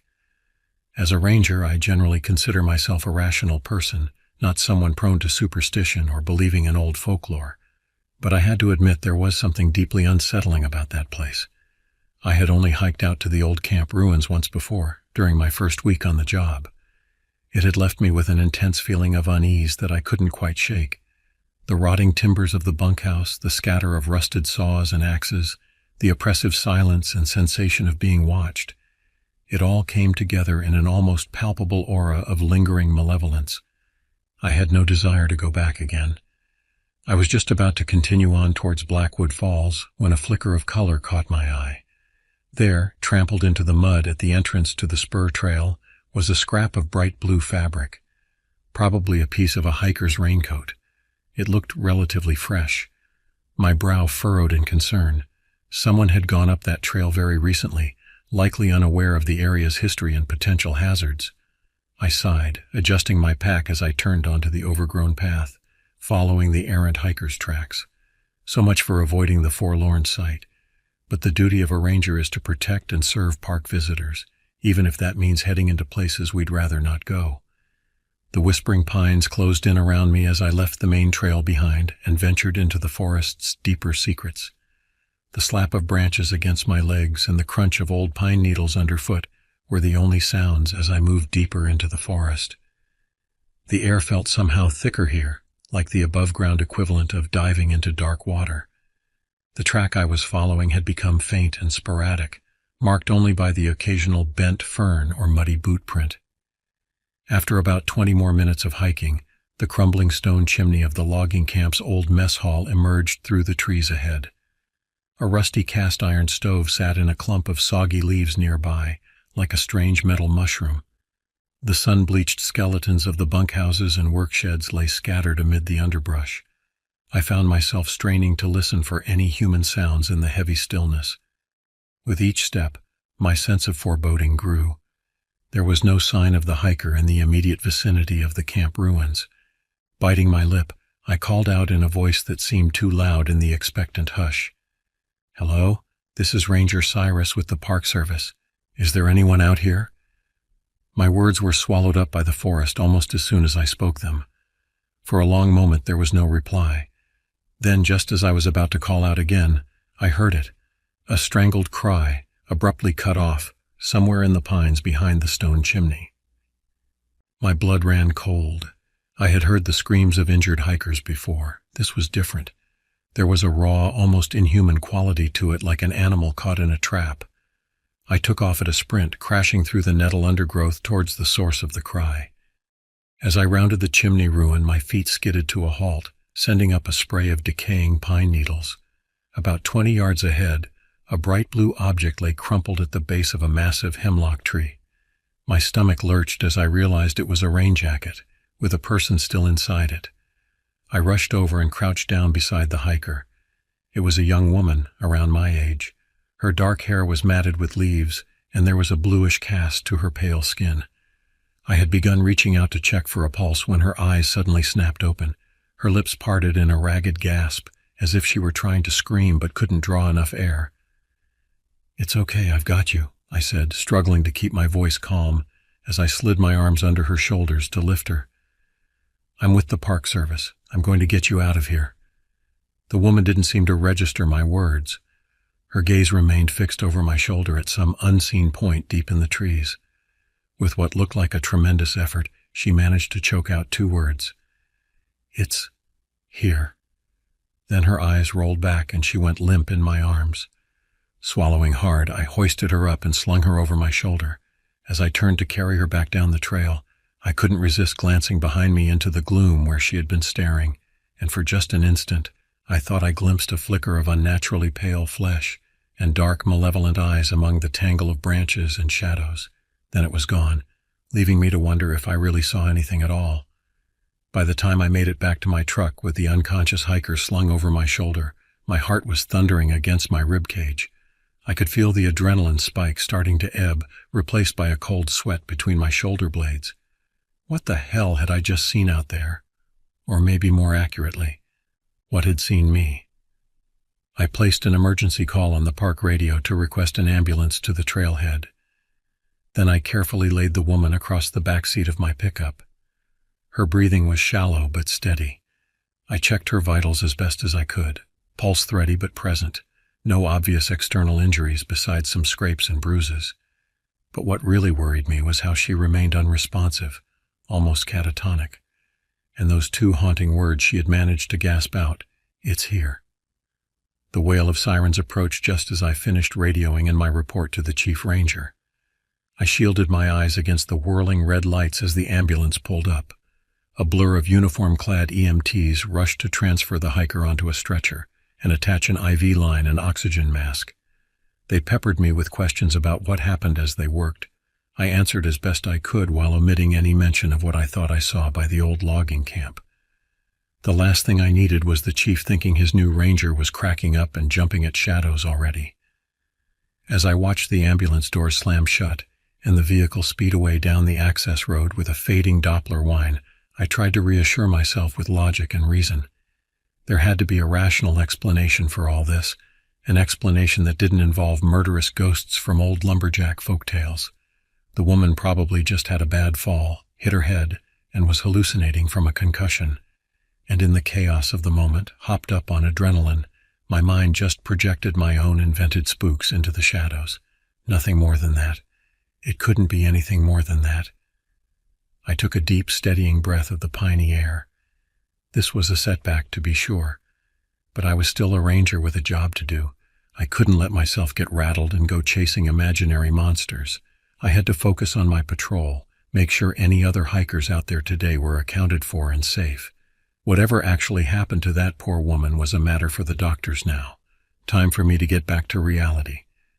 I was just reaching for the handle of my truck door when the radio crackled to life again on my belt. The dispatcher's normally unflappable voice had a distinct edge to it as she said, All units report of a possible missing child in the vicinity of Owl Creek Trailhead. Young boy, age 7, blonde hair, red jacket. Mother says he wandered away from their campsite early this morning. Rangers in the vicinity, please respond and commence search protocols. I closed my eyes for a moment, swallowing back the ghost of old grief. Cases with kids always hit me hard. Taking another deep breath, I unclipped the radio and raised it to my lips. Ranger Cyrus on scene, resuming patrol and redirecting to Owl Creek Trailhead. I'll take the Briarwood Trail and work my way up the creek drainage. Copy that, Ranger Cyrus. Keep us updated. Dispatch out.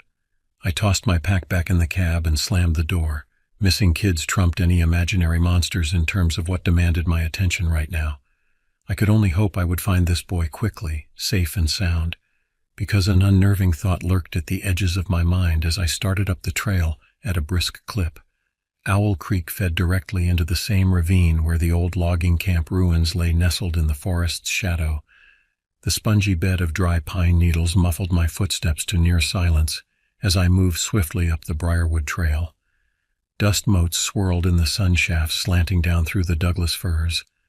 Any other day I might have slowed my pace to savor the forest's quiet majesty. But right now my senses were honed for one purpose only: finding the little wanderer in the red jacket. I scanned the verge on either side, searching for any glimpse of bright color amid the orange-brown duff and evergreen boughs. I reached the junction with Owl Creek and paused to catch my breath. The crystalline trickle of water over stones beckoned me upstream, into a maze of fern and huckleberry thickets. Spotting child-sized footprints in the loamy creek bank, I pushed on into the shadowed ravine. My heart stuttered with each flash of red, a crimson patch of Indian paintbrush here, a russet stone there, but never the jacket I was desperately hoping to spot. About a mile up the drainage, I emerged into a small glade screened by sword ferns and carpeted with buttercups. A granite boulder hunched in the center like a sleeping troll, and there, perched atop the mossy stone, was a little tow-headed boy in a bright red windbreaker. But he wasn't alone. Across from the boy, a spindly, elongated figure crouched, nearly blending in with the dappled shadows. Tattered rags, the color of forest loam, hung from its emaciated frame. At first I thought it must be a lost hiker in camo, until it turned towards me and I caught a glimpse of its face. Waxy, ash-white skin stretched over protruding bones, sunken sockets like black marbles, thin lips peeled back from jagged teeth in a horrible rictus grin. For an instant, I stood frozen, my brain unable to process the nightmare apparition before me. This couldn't be real. But then the ghoul stretched out one stick-thin arm towards the oblivious child, its long nails curving into claws, and my paralysis broke. "Hey!" I yelled, yanking my taser from my belt and holding it in front of me with a hand that shook. "Get away from him!" The boy started at my shout and twisted around. The creature's head snapped up, fixing me with its lightless eyes. For a moment, nobody moved. I couldn't seem to draw a breath, as if the air had turned solid in my lungs. Then several things happened at once. I thumbed the safety off my taser, hearing it whine to life. The boy, sensing something very wrong, scrambled backwards off the boulder with a frightened cry, and the ghoul pounced.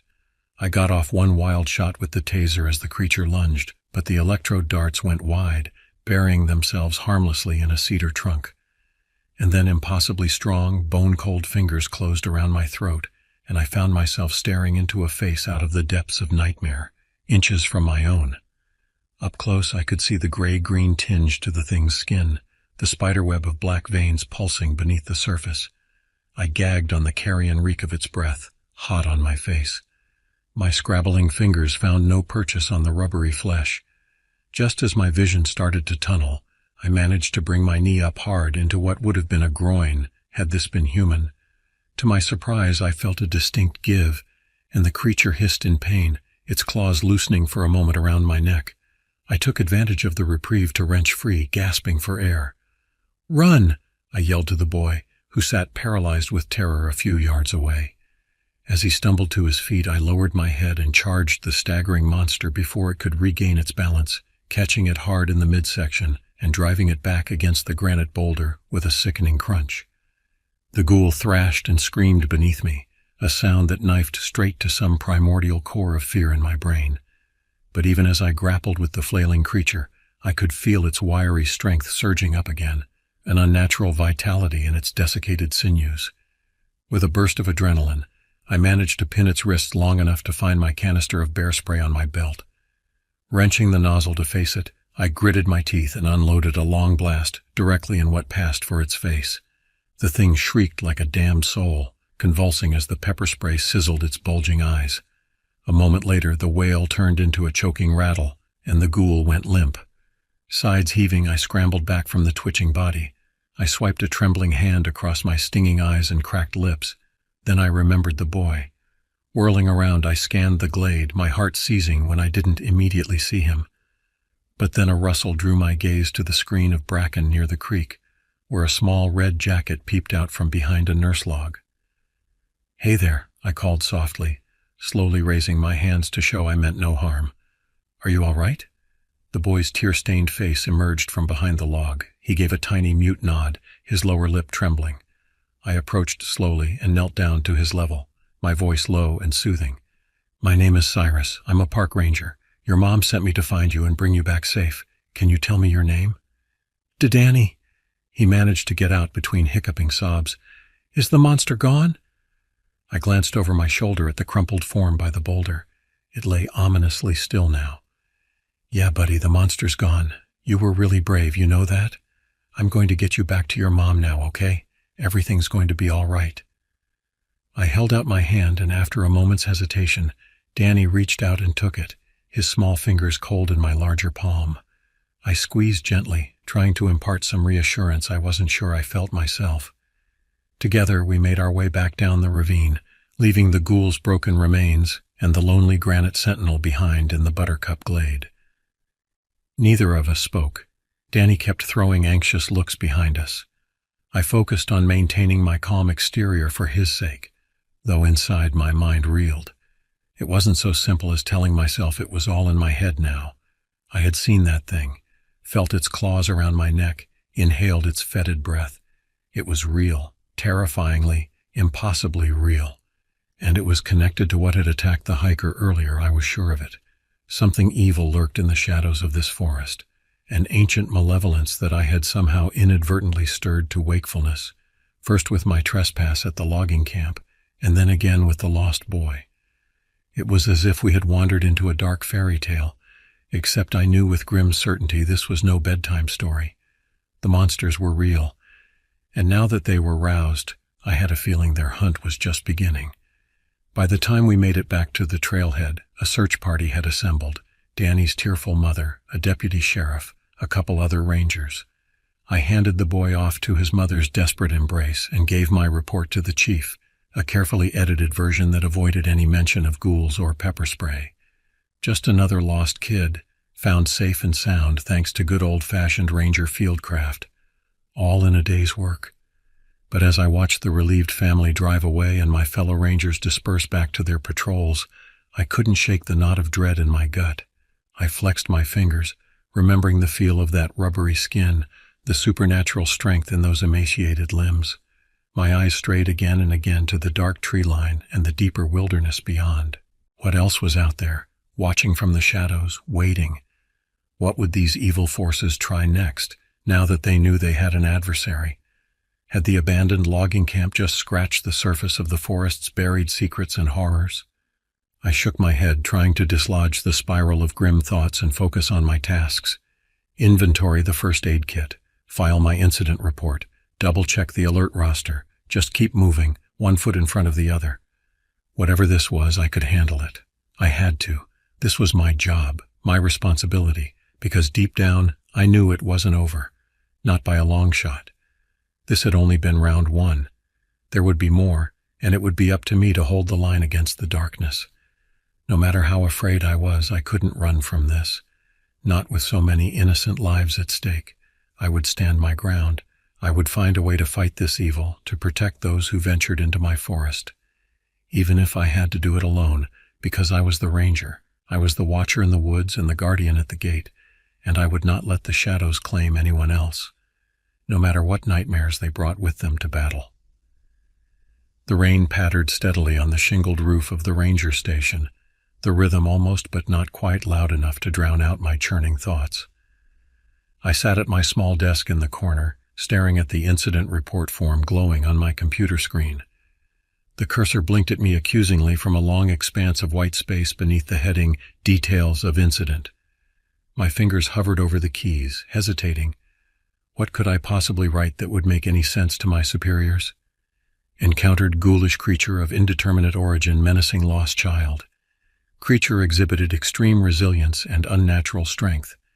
Neutralized threat with high-grade capsaicin spray. Advise consulting unexplained phenomena expert for further assessment. Yeah, that would get me benched for psych evaluation faster than I could say Sasquatch, but I had to put something in the report. And more importantly, I needed to start figuring out what the hell I was really dealing with out there. My gaze drifted from the screen to the haphazard stacks of books and binders covering nearly every surface in my cramped office. Field guides, trail maps, maintenance manuals, wildlife surveys. In the 4 months I'd been stationed here, I devoured them all, determined to learn everything I could about my new territory. I'd felt confident in my knowledge, secure in my competence to handle anything the job could throw at me. That confidence felt like a bad joke now. None of my park binders had chapters on revenants or how to combat eldritch abominations with camping equipment. I pushed back from my desk with a sigh, rolling my stiff shoulders. My eyes fell on the half-empty mug of coffee at my elbow, now cold. The battered blue enamel conjured a sudden memory, sitting around a campfire as an eager 13-year-old scout, listening wide-eyed as our troop leader spun some tall tale about Indian burial grounds and vengeful native spirits. At the time, they were just stories, the kind of campy horror lore traded around every campfire in the country. But now I wondered, what if there was a kernel of truth in those old yarns? Something the ancient inhabitants of this land knew that modern science dismissed as silly superstition. I thought again of the abandoned logging camp, the aura of dread and misery that hung over its rotting timbers like a fog. The camp dated back to the early 1900s. Who had been here before then? What secrets of the forest might they have buried that the loggers' axes inadvertently exhumed? I drummed my fingers on the worn laminate desktop, trying to order my racing thoughts. I needed information, a place to start chasing down some answers to the 100 new questions swirling in my brain. My first impulse was to Google everything, but what search terms could I possibly use that wouldn't bury me in a ton of useless paranormal junk? Then a different idea surfaced from the recesses of memory. When I had first moved out here, one of the locals I met in town had mentioned something about an eccentric recluse living way off in the far north reaches of the forest. Said the guy was like an encyclopedia of weird historical trivia about the area. At the time, I'd chalked it up as colorful small-town gossip, the kind of local character anecdotes that inevitably circulate in remote communities like ours. But now I found myself wondering, what if that old hermit actually knew something useful? Something about the long-buried history of this place that could shed light on the dark forces I now found myself confronting. It was a long shot, but it was the only lead I had. I glanced at my watch, 4:30 p.m. If I hurried, I could make it up to the North Tract and back before nightfall. Mind made up, I closed the incident report and shut down my computer. Grabbing my jacket and field pack, I locked up the station and jogged through the steadily increasing rain to my truck. The lingering dread from my morning encounter still coiled in my guts, but now it mingled with something else, the hot, sharp edge of determination. If there were answers to be found to this mystery, this evil, then I would find them. I had to. As I turned my truck off the main highway onto a rough Forest Service road, I sent up a silent plea to whoever or whatever might be listening. Let this hermit be home, and let him have something, anything to help me understand the darkness I had stumbled into. Because right now the only thing I knew for sure was that I couldn't face it alone. The shadows of the whispering pines suddenly felt a lot more threatening, knowing what might be lurking within them. I pushed down the accelerator and sped off into the darkening woods. The truck bounced and rattled along the rutted dirt track, the thick overhanging boughs scraping across the roof like skeletal fingers. Rain lashed the windshield, the wipers no match for the torrent. The only landmark I had to go by was an old Forest Service map of the area from the 1950s that I had dug out of a filing cabinet.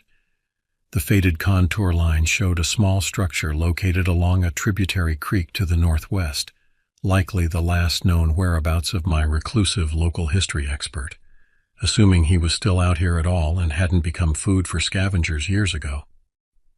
I scanned the gloomy tree line for any sign of an access road or footpath branching off. The map had been sketchy on details. All I had to go on was a faint X penciled at the confluence of two squiggly blue lines deep in the forest. A cartographic, "Here there be monsters if ever I saw one." I felt a trickle of sweat worm its way between my shoulder blades despite the chill of the cab. My mind wandered again to the boy I had rescued just a few hours ago. He was safe now, but what if I hadn't been there? The guilt and horror of that alternate outcome didn't bear thinking about, but it was the look in that creature's eyes that kept replaying in my mind's eye. Such malevolence, such hunger. It was like staring into a dark mirror of the abyss and feeling it stare back, and I couldn't shake the certainty that this wasn't an isolated monster, but rather a single thread in a much larger and more terrible web. A sudden flash of red through the gray wall of rain snapped me out of my dark reverie. I stamped the brakes, peering through the deluge. There, a faded Scarlet Forest Service tag, barely visible under years of lichen growth, nailed to a half-rotted post. This had to be the old fire road marked on the map. I nosed the truck between the encroaching walls of dripping Huckleberry and Devil's Club, wincing as brambles scraped along the doors. The track quickly deteriorated into a half-washed-out stream bed, choked with boulders and fallen logs. I gripped the wheel and gritted my teeth as the undercarriage bottomed out again and again with a screech of tortured metal. The headlights barely penetrated the murk, light swallowed by the curtains of rain and press of ancient trunks. Just as I was beginning to despair of the old track leading anywhere but my own eventual stranding, I rounded a hairpin bend and slammed on the brakes, almost putting the front bumper through a mildewed wall of corrugated tin roofing.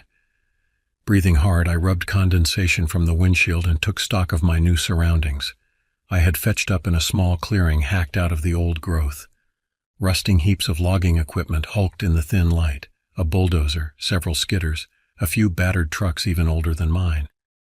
At the center of this mechanical boneyard crouched a ramshackle structure cobbled together from plywood, corrugated tin, and moss-softened timbers. Wood smoke curled from a crooked stovepipe jutting up from the patchwork roof. The building looked like the hermit crab of houses, a transient shelter improvised from whatever bits of lumber and cast-off equipment could be dragged into service. I cut the engine but stayed put for a long minute, breathing in the tinny petrichor scent of rain on rusting metal, trying to get a read on this strange waypoint.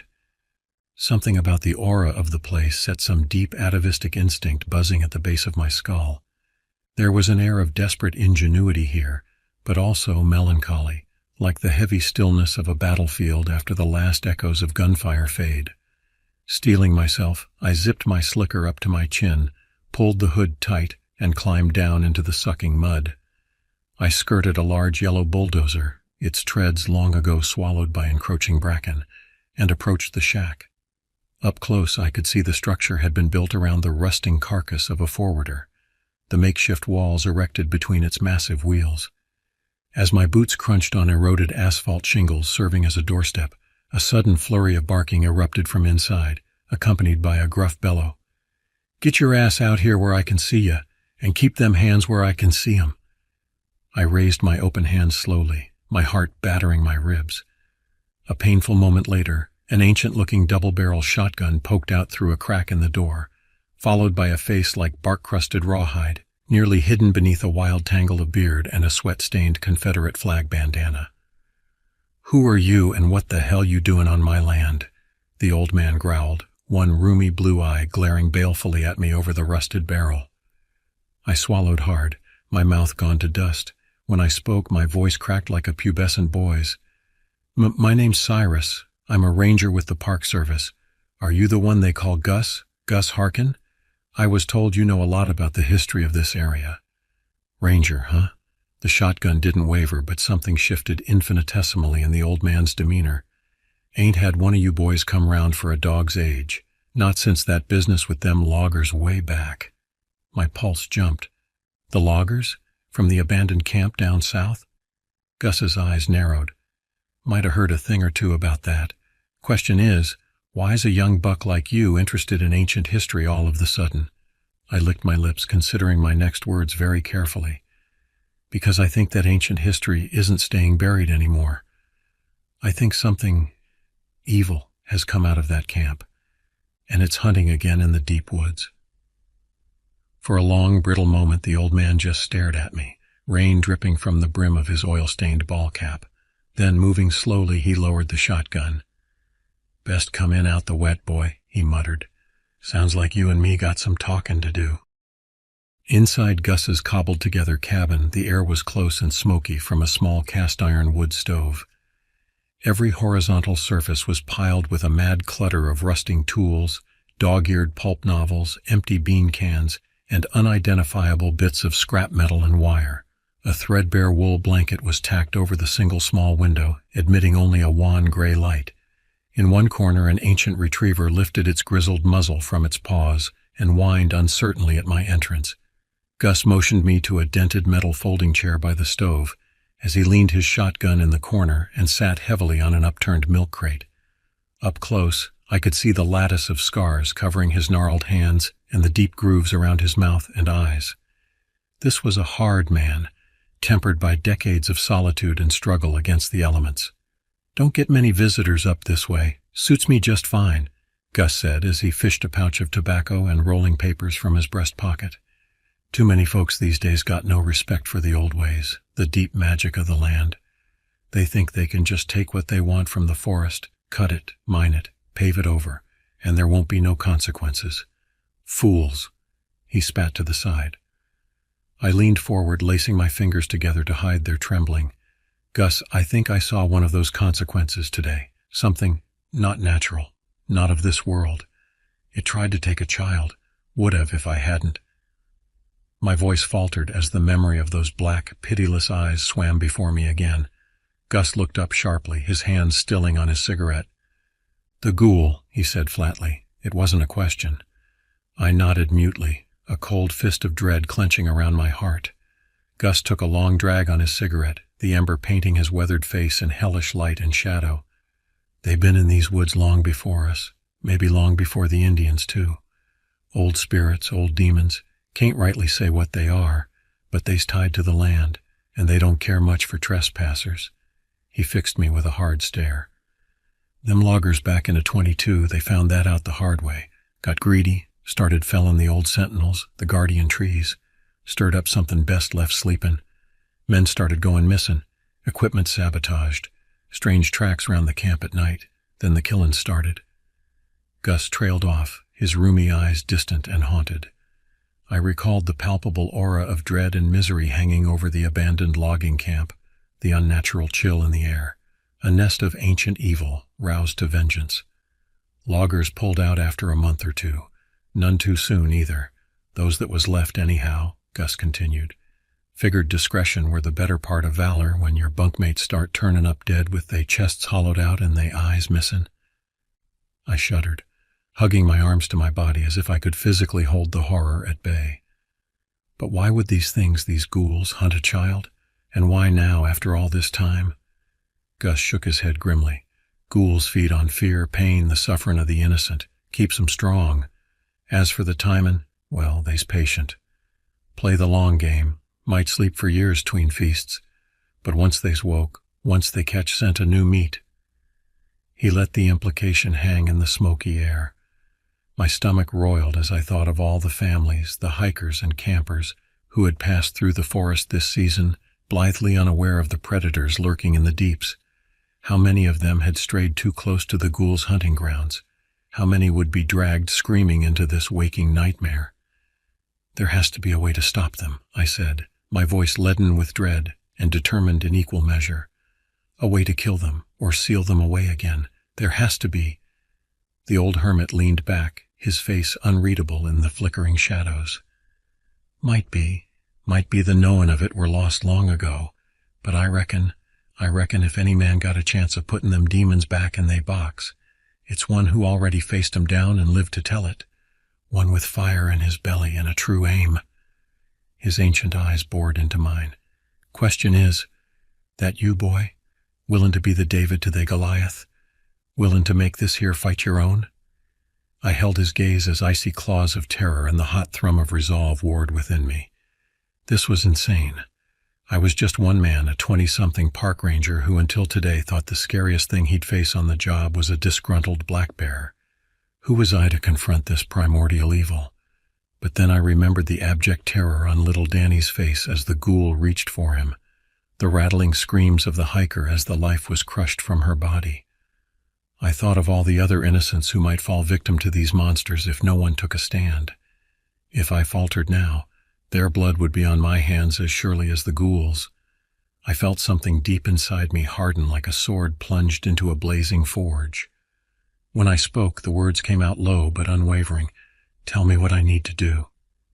Gus studied me for a moment longer, then nodded once, a ghost of a smile curling the edges of his beard. "Then listen close, Ranger. We got us some preparing to do. Reckon these here woods got theyselves a new guardian whether they wants one or not."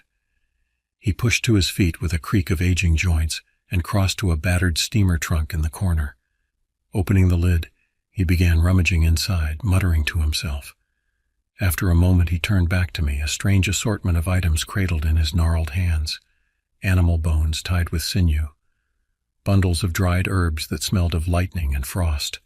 A twisted dagger with symbols like dead spiders etched into the blade. Gus's eyes glinted with a fey light as he spread the arcane objects on a workbench, a general marshalling his arsenal for one last desperate campaign. Old Ephraim used to say there's two things in these woods to fear, the dark and the ranger. Time we taught them ghouls the truth of that. Time the ranger gave 'em something to fear back. He picked up the dagger, its edge gleaming like foxfire.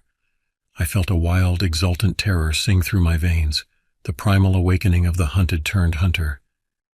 I thought of the old Forest Service motto, carved in the lintel above the door of my ranger station, Custos Aramis Silvarum, Guardians of the Forest. It was time I lived up to those words, time I fulfilled my oath, whatever the cost. I stood, squaring my shoulders under the suddenly crushing weight of duty and destiny. "I'm ready," I said. "Let's go hunting."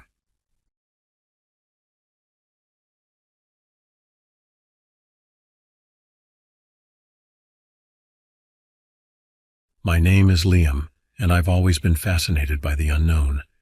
Growing up, I devoured books on cryptozoology, paranormal phenomena, and unsolved mysteries.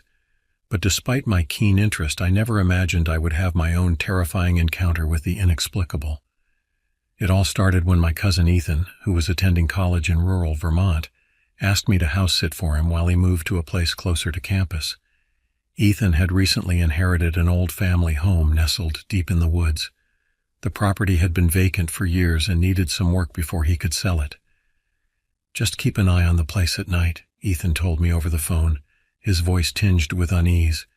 "There's something out there. I'm not sure what it is, but it's unnerving." I chuckled, thinking he was just trying to spook me. "Come on, you don't really believe in ghosts and monsters, do you? What could possibly be out there in the middle of nowhere?" "I'm serious, Liam," Ethan said, his tone grave. "Just be careful, okay?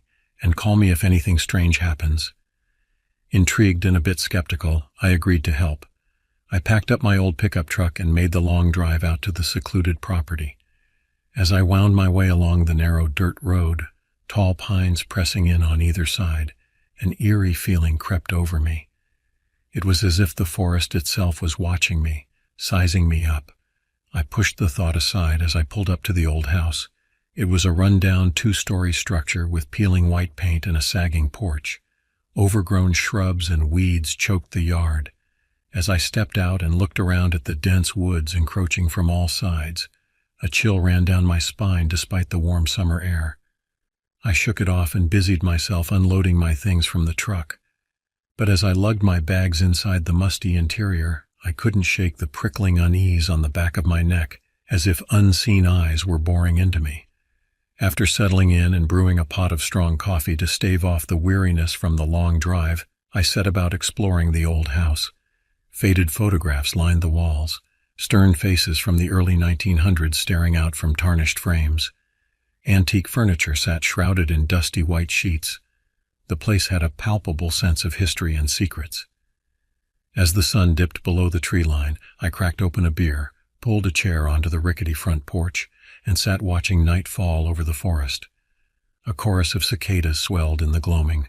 Fireflies winked in the shadows between gnarled tree trunks. It would have been peaceful if not for the unshakable feeling of being watched by unseen eyes. I kept scanning the tree line, searching for any signs of movement, but there was only darkness and the sigh of wind through branches.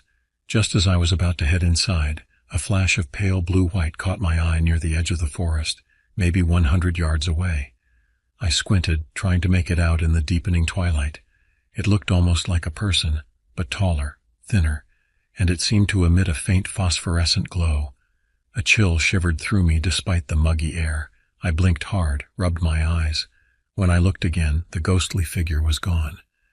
"I'm just tired," I muttered. "Seeing things." But an anxious knot had formed in my gut. I hurried inside, making sure to lock the front door behind me, and dug my flashlight out of my duffel bag. Part of me felt foolish, but I couldn't shake my unease.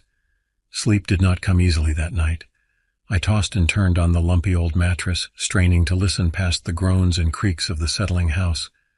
At some point I must have drifted off because I awoke with a start, heart pounding, certain I had heard something moving around on the front porch.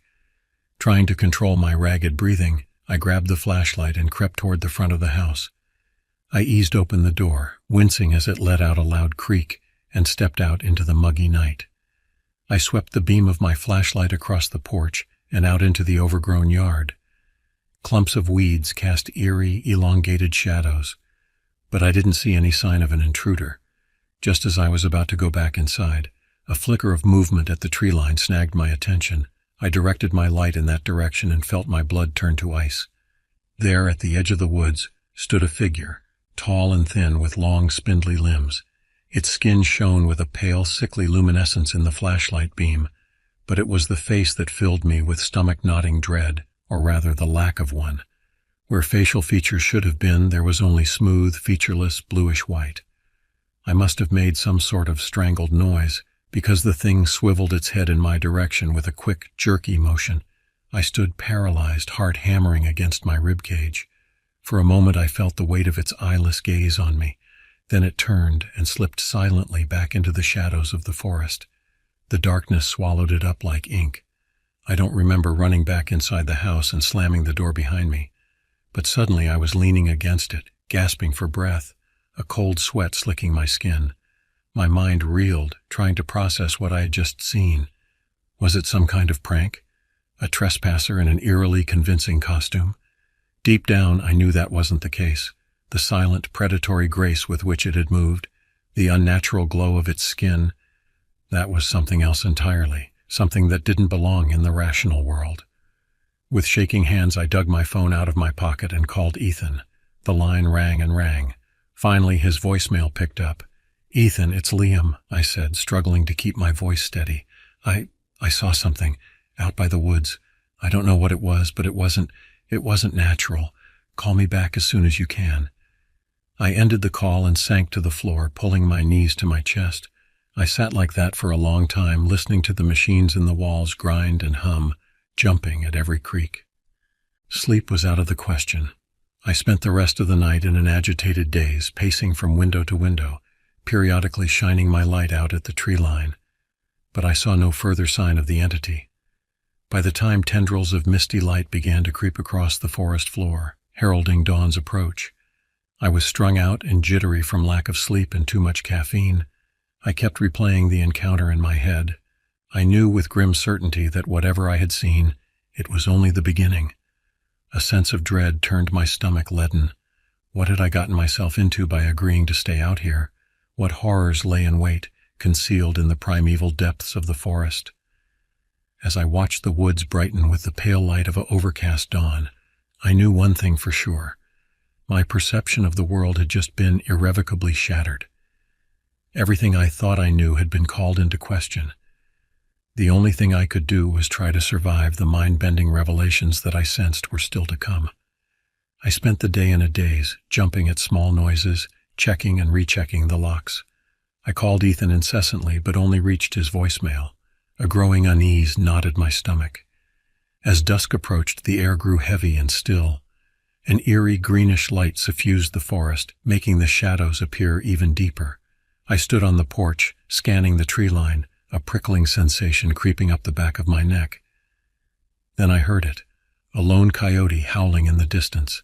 The mournful sound raised goosebumps on my arms, but it was what came next that chilled me to my core. From the woods rose a chorus of answering howls, but they didn't sound like any coyotes I had ever heard. The howls rose and fell in a discordant, almost melodic cacophony that set my teeth on edge. It sounded like a wordless chant, ancient and unknowable. As the unearthly howling reached a fever pitch, pale shapes began to emerge from the forest, their luminous skin standing out starkly against the gathering gloom. More and more of the figures appeared, seeming to coalesce out of the darkness between the trees. Soon a dozen or more of the eerie entities stood at the edge of the yard, swaying slightly. Even from a distance I could feel the weight of their eyeless gazes on me. A shudder racked my body. Slowly moving in uncanny unison, they began to advance across the overgrown yard. Their long, spindly limbs bent at unnatural angles as they glided through the knee-high weeds. Panic rising in my throat, I backed toward the door, but I couldn't tear my eyes away from the nightmarish sight. My heart hammered in my chest as they drew closer, their blank faces aimed in my direction. Suddenly, a pair of headlights cut through the murk. Ethan's old Ford pickup came roaring up the driveway in a spray of gravel. The approaching creatures froze, their heads swiveling toward the new arrival. Ethan leaped from the cab, a flare gun clutched in one hand. "Liam, get inside," he shouted. I didn't hesitate. I darted through the doorway as Ethan aimed the flare gun at the closest creature and pulled the trigger. A brilliant red flare streaked across the yard, casting writhing shadows. It struck the being square in its smooth, featureless face. The creature let out a high, thin shriek that made my skin crawl. It staggered backwards, clawing at its face as cobweb-like strands of luminous matter streamed away from the impact point. The other entities turned as one to face Ethan. He fumbled to reload the flare gun with shaking hands. Just then, an unearthly reverberation shook the ground, rattling the windows. The creatures froze, then, in eerie unison, turned back toward the forest. They began to retreat, their movements synchronized as if controlled by a single mind. As they reached the tree line, they seemed to unravel, their forms dissipating into drifting strands of phosphorescence that were quickly swallowed up by the night. Ethan stood motionless, flare gun still aimed at the spot where the creatures had vanished. After a long moment, he turned and hurried up the steps and into the house, slamming and locking the door behind him. "What the hell was that?" I asked, my voice shaking. "What were those things?" Ethan shook his head, his face ashen in the harsh porch light. "I don't know," he said, "but they've been coming around more and more, every night like they're drawn to this place." He met my gaze, his eyes haunted. "We need to get out of here, Liam. Whatever those things are, I don't think they're done with us yet."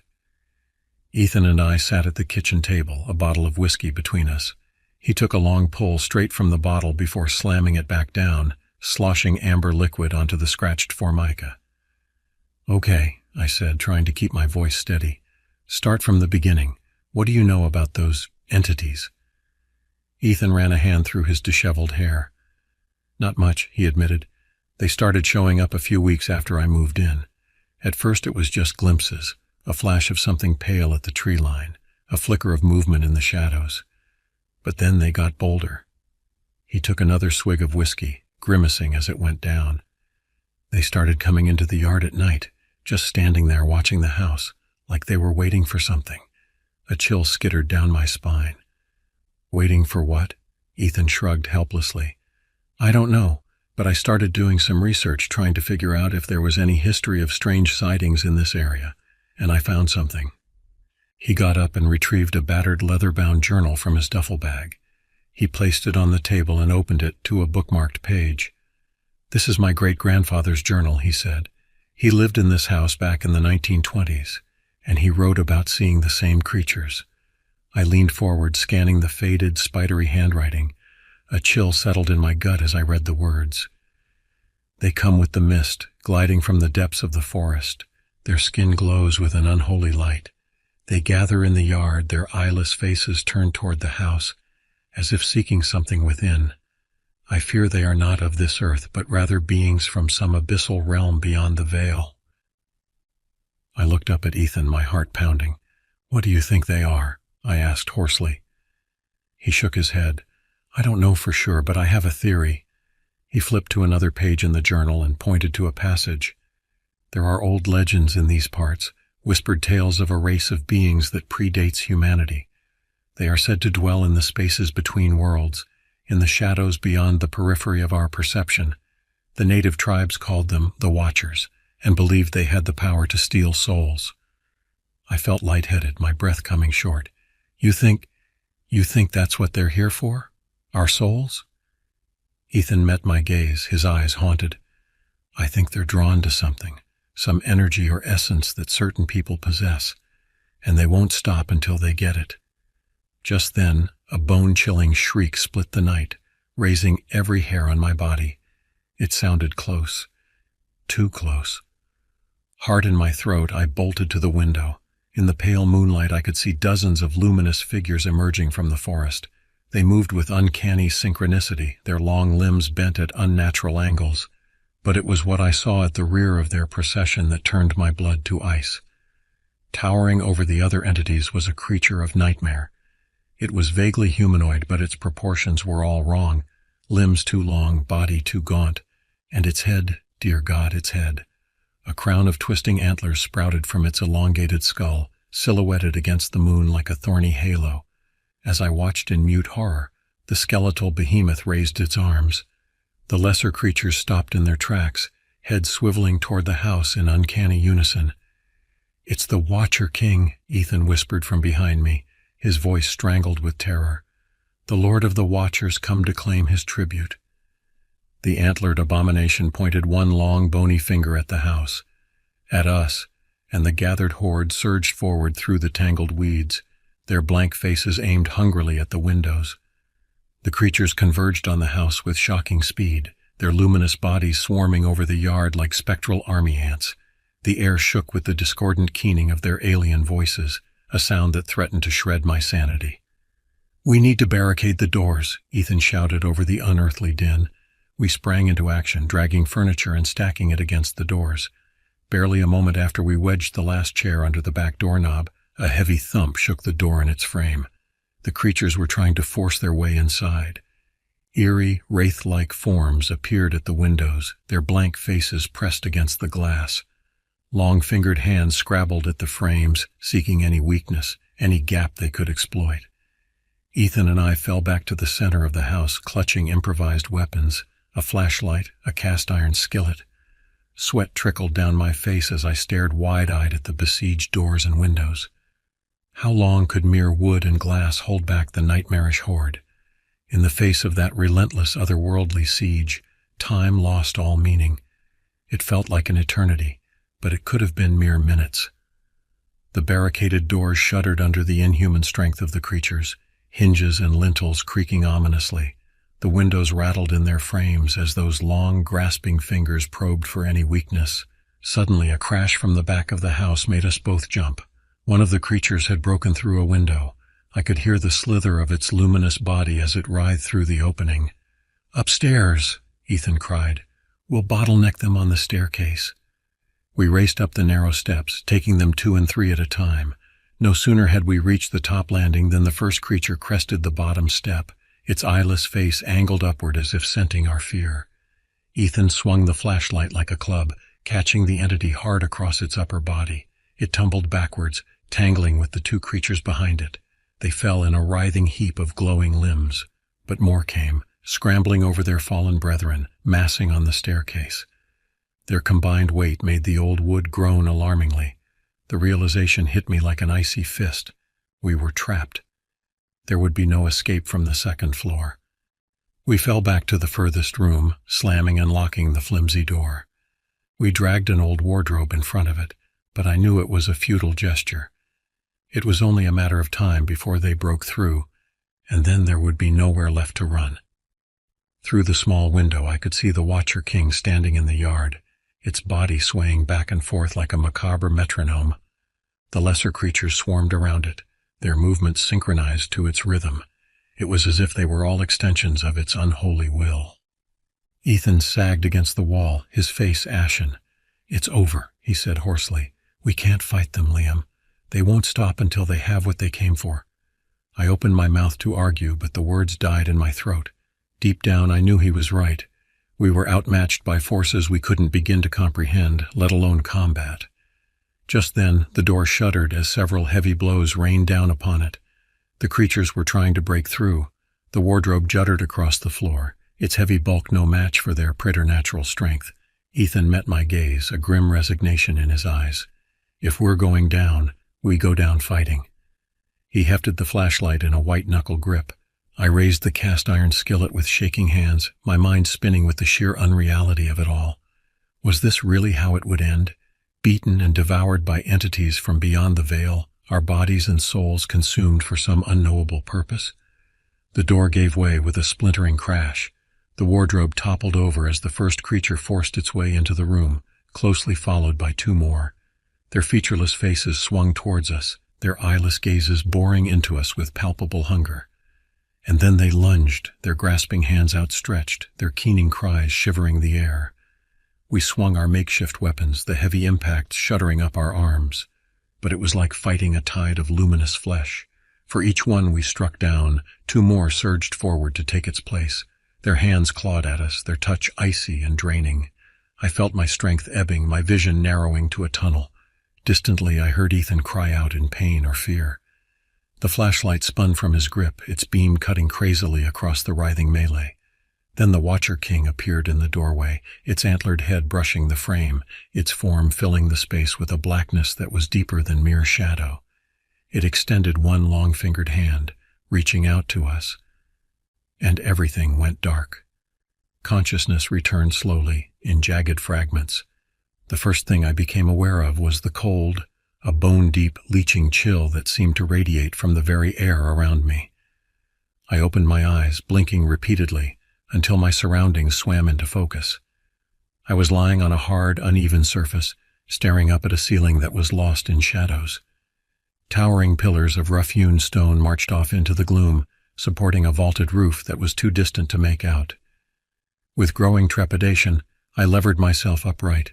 My body felt strange, disconnected, as if it belonged to someone else. I looked down at myself and had to stifle a scream. My skin glowed with the same eerie luminescence as the Watchers.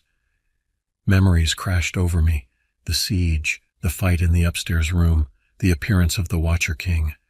The sheer alien wrongness of my current situation threatened to overwhelm me, to send me spiraling into gibbering panic. I reeled to my feet, fighting down the urge to vomit. The chamber was vast, sprawling off into the shadows in all directions. I couldn't see any walls or other boundaries. The air had a stagnant, unlived-in quality, as if I was standing in a tomb. "Ethan?" I called out, my voice cracking. The name echoed back to me from the distant reaches of the chamber, mocking in its loneliness. There was no response. I was alone, or was I? I had the uncanny sensation of being watched, of unseen eyes tracking my every move. Fighting down my fear, I began to explore my prison. The floor was some kind of stone, rough and uneven beneath my bare feet. Patches of dank moisture glistened here and there, as if the rock itself was weeping. I wandered for what felt like hours, my sense of time distorted by the unchanging gloom. But no matter how far I walked, I never seemed to reach the walls of the chamber. It was as if space itself was warped in this nightmarish place. Finally, exhausted and soul-weary, I sank to the ground. Despair crashed over me like a black wave. I was trapped, changed in some fundamental way, torn from everything I knew and loved. What did the Watchers want with me? What had they done to me, to Ethan? As if in answer to my unspoken questions, a chill wind sighed through the chamber. I lifted my head, every muscle tensing. There, at the limit of my vision, a figure appeared. It was tall and skeletally gaunt, its body clad in drifting rags the color of twilight. A rack of antlers branched from its elongated skull, silhouetted against the gloom like the bars of a stark black cage. The Watcher King. It glided toward me, its movements smooth and inexorable. I scrambled backwards on all fours, my heart hammering against my ribs. But there was nowhere to run, nowhere to hide. The entity loomed over me, its form seeming to drink in the feeble light. When it spoke, its voice was the creak of ancient tombs, the whisper of things long dead and buried. "Welcome, child," it said. "Welcome to the space between worlds, to the realm of the Watchers." I tried to form words, but all that emerged was a strangled whimper. The Watcher King cocked its head to one side, as if amused by my terror. "You have been chosen," it continued, "chosen to join our ranks, to partake in the great vigil. Your old life is over. Now you will watch with us, forever." The Watcher King's words echoed in my mind, tolling like the bells of some unspeakable chapel. Chosen, partake in the vigil, forever. "What have you done to me?" I managed to rasp out, my voice sounding thin and pitiful in the immensity of the chamber. The entity regarded me with those fathomless pits where eyes should have been. "We have begun your transformation," it said. "Your crude matter is being reshaped, refined to better suit our purposes." It extended one long-fingered hand, the digits stiff and sharp as antique cutlery. "Already you have taken on the luminance. Soon your mind will expand to encompass vistas beyond the meager scope of mortal ken. You will see the true shape of creation and your place within it." I looked down at my hands, sickened by the eldritch glow suffusing my flesh. The implications of the creature's words crashed over me like a gelid wave. It was changing me, warping my very essence to make me like them, like the Watchers. Suddenly a searing pain lanced through my temples.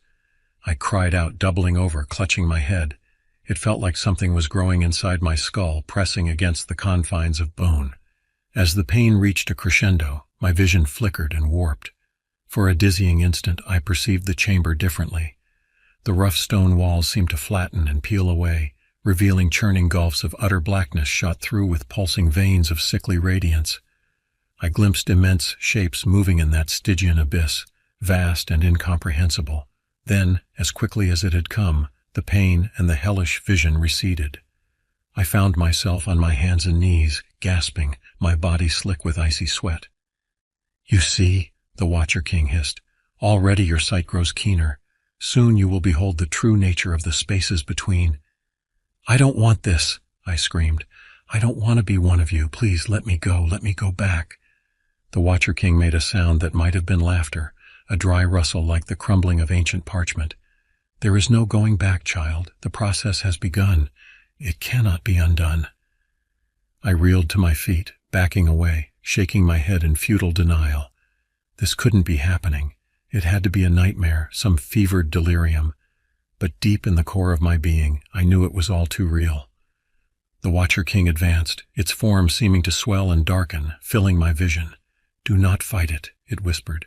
"Embrace the change. Embrace your destiny." I felt a pressure on my mind, a crushing weight that threatened to smother all thought, all individuality. I could feel myself slipping away, my memories and identity becoming lost in a rising tide of alien instincts and urges. I squeezed my eyes shut, hot tears leaking from beneath the lids. I clung to thoughts of my old life, of the people I loved, like a drowning man clutching at floating debris. But those images were growing dimmer, more distant, drowned out by the seething static filling my mind. Just as I teetered on the brink of surrender, a voice cut through the tumult, a familiar voice desperately calling my name. "Ethan." My eyes snapped open. There at the edge of the chamber I saw him. He was on his hands and knees, his skin suffused with the same uncanny luminance as mine. But his eyes were still human, wide and terrified and pleading. "Liam," he cried, "fight it. Don't let them take you." The sight of him, the sound of his voice, was like a life preserver thrown to a man drowning in dark waters. I latched onto it, using it to pull myself back from the edge of the abyss yawning within me. The Watcher King hissed, a sound of frustration and anger. It lashed out with one spidery hand, but I ducked beneath the blow and lunged past it, desperately stumbling toward Ethan. He reached out to me, his hand trembling. Our fingers met, clasped, and in that moment of connection, that physical anchor to my humanity, I felt a surging warmth blossom in my chest. It spread through my body, beating back the icy numbness of the transformation. Hand in hand, Ethan and I ran, plunging headlong into the cloying shadows at the edge of the chamber. Behind us, the Watcher King shrieked, a sound of rage and disbelief. We ran, even as the darkness thickened around us, even as unseen shapes gibbered and clutched. We ran, clinging to each other, to the last trailing threads of our human selves. And when the darkness finally parted, when we staggered out into a night that was blessedly familiar, the night of our own world, we collapsed into each other's arms, weeping with relief and residual terror. We had escaped the belly of the beast, but we would forever bear the scars. The memory of that place, of the vast and alien presence lurking behind the tattered veil of reality, would haunt us for the rest of our days. And deep within, I could still feel it, the cold glow of the transformation, waiting to reignite, waiting to finish what had been begun. I knew, with a bone-deep certainty, that the Watchers weren't done with us. One day they would call us back to the spaces between, and on that day there would be no escape. It's been 5 years since that nightmarish ordeal in the Vermont woods. 5 years of jumping at shadows, of waking in the night drenched in icy sweat, my mind echoing with the ghostly keening of the Watchers. Ethan and I don't talk about it much. What is there to say? We both bear the invisible scars, the indelible mark of our brush with the unknowable. We've tried to move on, to build some semblance of a normal life, but it's hard when you know what lurks beneath the skin of the world. We've thrown ourselves into research, scouring arcane texts and obscure folklore for any scrap of knowledge about the entities that almost claimed us, but there's precious little to be found. It's as if the Watchers exist in the blind spots of reality, visible only from the corner of the eye.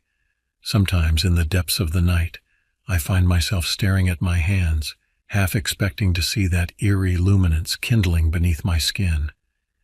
Ethan confessed to me once, in a voice heavy with dread, that he sometimes feels a strange pulling sensation in his mind, an inexorable tug toward vast and dark spaces that have no name. We both know what it means. The change the Watcher King began in us isn't over. It's only dormant, waiting for the right moment to flare back into terrible life. We're marked, he and I, marked for a fate that we can't begin to fathom. But we've made a pact, Ethan and I. When the call comes, when we feel ourselves slipping away, we won't let it take us without a fight. We'll cling to our humanity, to each other, with every ounce of strength we possess. And if that fails, if we feel ourselves succumbing, well, we've made arrangements, a final escape, a last resort to ensure we don't become the very thing we dread. But I pray it never comes to that. I pray that somehow we'll find a way to break the hold the Watchers have on us, to banish the creeping darkness that threatens to consume us from within. Until then, we carry on, one day at a time, one foot in front of the other, but always, always with an eye cast warily toward the shadows, because we know now, with a certainty that chills us to the marrow, that we are never truly alone. The spaces between are always there, pressing against the fragile membrane of our reality, and the Watchers are waiting for us, their chosen ones, to rejoin the vigil in the cold and abyssal dark, where no light can reach and no hope can bloom.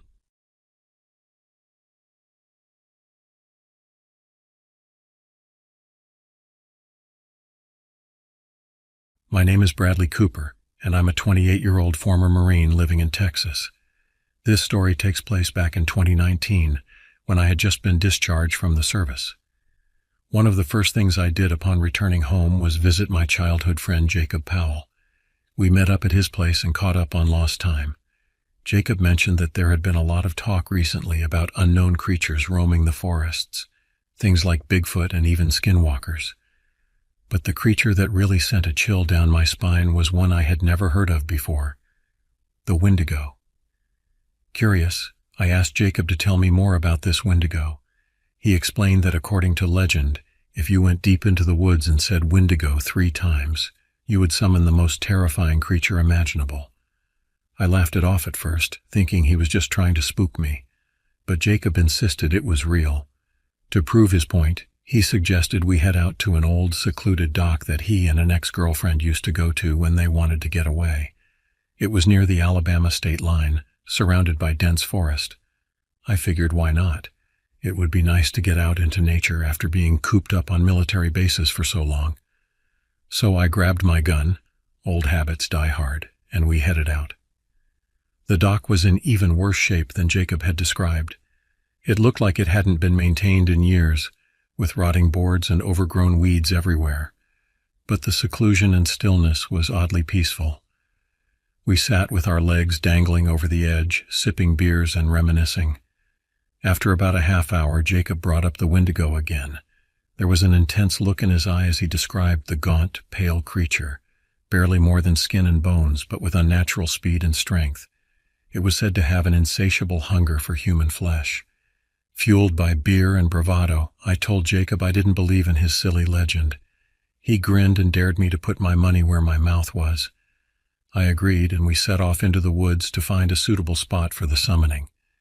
The ground was still saturated from recent heavy rains as we pushed deeper into the forest.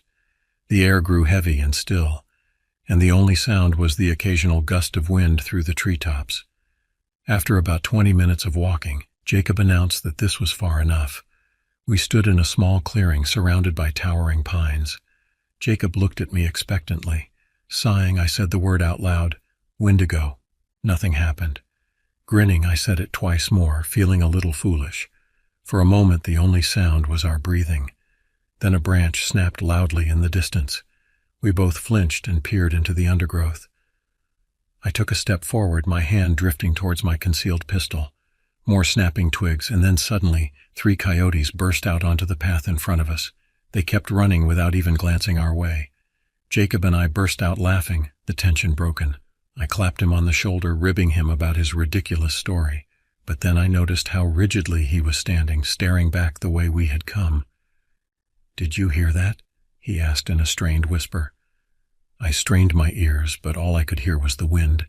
And then I felt it, a strange pressure change, like the air was suddenly heavier. The back of my neck prickled. A loud groan reverberated through the forest, the sound of strained wood. I scanned the trees around us, and my eyes widened as I spotted a massive pine teetering at a dangerous angle. "Run!" I bellowed, shoving Jacob forwards. We sprinted down the narrow path, recklessly crashing through the undergrowth. Behind us, an ear-splitting crack rang out as the huge tree toppled. I risked a glance over my shoulder and felt a surge of adrenaline as I saw it falling directly towards us. I tackled Jacob roughly, and we both hit the muddy ground hard, knocking the wind out of our lungs. A split second later, the pine crashed down right where we had been standing, the force of the impact shaking the earth. Panting, I hauled Jacob to his feet. "Come on, we have to move," I urged. Jacob nodded dazedly, still in shock. I practically dragged him along the path, my senses on high alert. Every rustle of leaves or snap of a twig made me flinch. As we ran, a familiar voice suddenly called out from behind us, "Jacob, Jacob, come quick." We both froze. It sounded exactly like Olivia, Jacob's younger sister. Jacob made a choked noise and tried to turn back. I grabbed him roughly. "Jacob, look at me," I shouted. "That is not Olivia. It can't be her." But he struggled against my grip, his eyes wild. Just then, another pine gave an ominous creak. I swore and yanked Jacob to the ground again as the second tree fell, missing us by inches. "Listen to me," I hissed, my face inches from his. "Whatever that thing is, it's trying to lure you. Olivia is not here. We need to go, now." Finally, I saw a flicker of understanding in Jacob's eyes. He nodded shakily. I hauled him up again and we took off, running faster than I thought possible. My lungs and legs were burning, but pure adrenaline kept me going. Finally, I spotted the trailhead up ahead. As we neared the edge of the woods, a wave of relief washed over me, but it was short-lived, because standing between us and safety was the most horrific thing I had ever seen. It was vaguely humanoid, but grotesquely elongated and emaciated, with paper-white skin stretched tight over jutting bones. Its arms and legs were far too long and skinny, bent at unnatural angles. But worst of all were its eyes, a shocking, vibrant blue that seemed to glow from within sunken sockets. The thing moved towards us with a jerky, unnatural gait, far faster than should have been possible for a creature that looked so frail. A scream built in my throat, but I couldn't force it past the knot of terror. Jacob was frozen beside me, making little whimpering noises. I had never seen him so scared. Hell, I had never been so scared myself, even after 2 tours in Afghanistan. The creature opened its mouth, revealing horrifically sharp teeth. "Mine," it hissed, its voice like cracking ice. "Hungry." Some primal instinct kicked in, and I yanked my pistol from my waistband, bringing it up and squeezing the trigger in one smooth motion. The shot rang out deafeningly loud in the stillness of the forest. I saw the bullet strike the creature dead center in its chest and pass right through it, splintering bark from the tree behind it. The thing let out a hideous shriek that didn't sound remotely human. I didn't wait to see if it was hurt.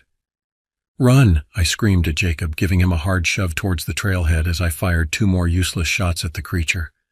We ran like we had never run before, crashing through undergrowth and leaping over fallen trees. I could hear the thing pursuing us, letting out savage snarls and otherworldly shrieks. I prayed it couldn't leave the forest, that there was still some truth to the old legends. After what felt like years, we finally burst out of the tree line and sprinted to Jacob's car. We leapt in and peeled out in a spray of gravel before we even had our doors fully shut. I craned around to look behind us, my heart in my throat, but there was no sign of the creature. We drove in stunned silence for 20 minutes before Jacob pulled over to the side of the road. We both sat there shaking, trying to process what had just happened. "What the hell was that thing?" Jacob finally asked. His voice sounded small and lost. I just shook my head. I had no answers, no explanations. All I knew was that we had seen something that couldn't be real. But the mind-numbing terror I still felt was undeniable. In the following weeks, I threw myself into researching the Wendigo legend, desperate to make some sense of our experience. I pored over old books and online forums, but while the myth was widespread, actual first-hand accounts were practically non-existent. It seemed Jacob and I were members of a very small, very unfortunate club. Life went on, as it tends to do. Jacob and I drifted apart, the shared trauma driving a wedge between us rather than bringing us closer. I think we both served as a reminder of that awful day, of the overwhelming fear and the shattering of our worldview. I tried to push it to the back of my mind, to convince myself it had just been a figment of my imagination. But deep down I knew better. I had seen true evil that day, looked it right in its unnaturally blue eyes, and I knew it was still out there somewhere waiting. So now I'm putting my story out there, as a warning. If you ever find yourself deep in the woods and hear a little voice telling you to call out to the Wendigo, don't. No matter how silly it may seem, no matter how much you don't believe. Because if you do, it will answer. And there are some things in this world that we are not meant to summon. The nightmares started shortly after our encounter with the Wendigo. Night after night, I found myself back in those woods, running for my life from a gaunt, pale horror that I could never quite escape. I would wake up drenched in cold sweat, my heart pounding out of my chest. During the day, I was constantly on edge. Every unexpected noise made me flinch. Every shadow in my peripheral vision seemed to move with unnatural intent. I couldn't shake the feeling that I was being watched, stalked by something just beyond my field of view. I tried to self-medicate with alcohol, hoping to numb the fear and blur the memories, but all it did was make the nightmares more vivid, more tangible. I would wake up screaming, convinced that bony, elongated fingers had been reaching for my throat. My work and personal life began to suffer. I was perpetually exhausted from lack of sleep and on edge from the constant anxiety.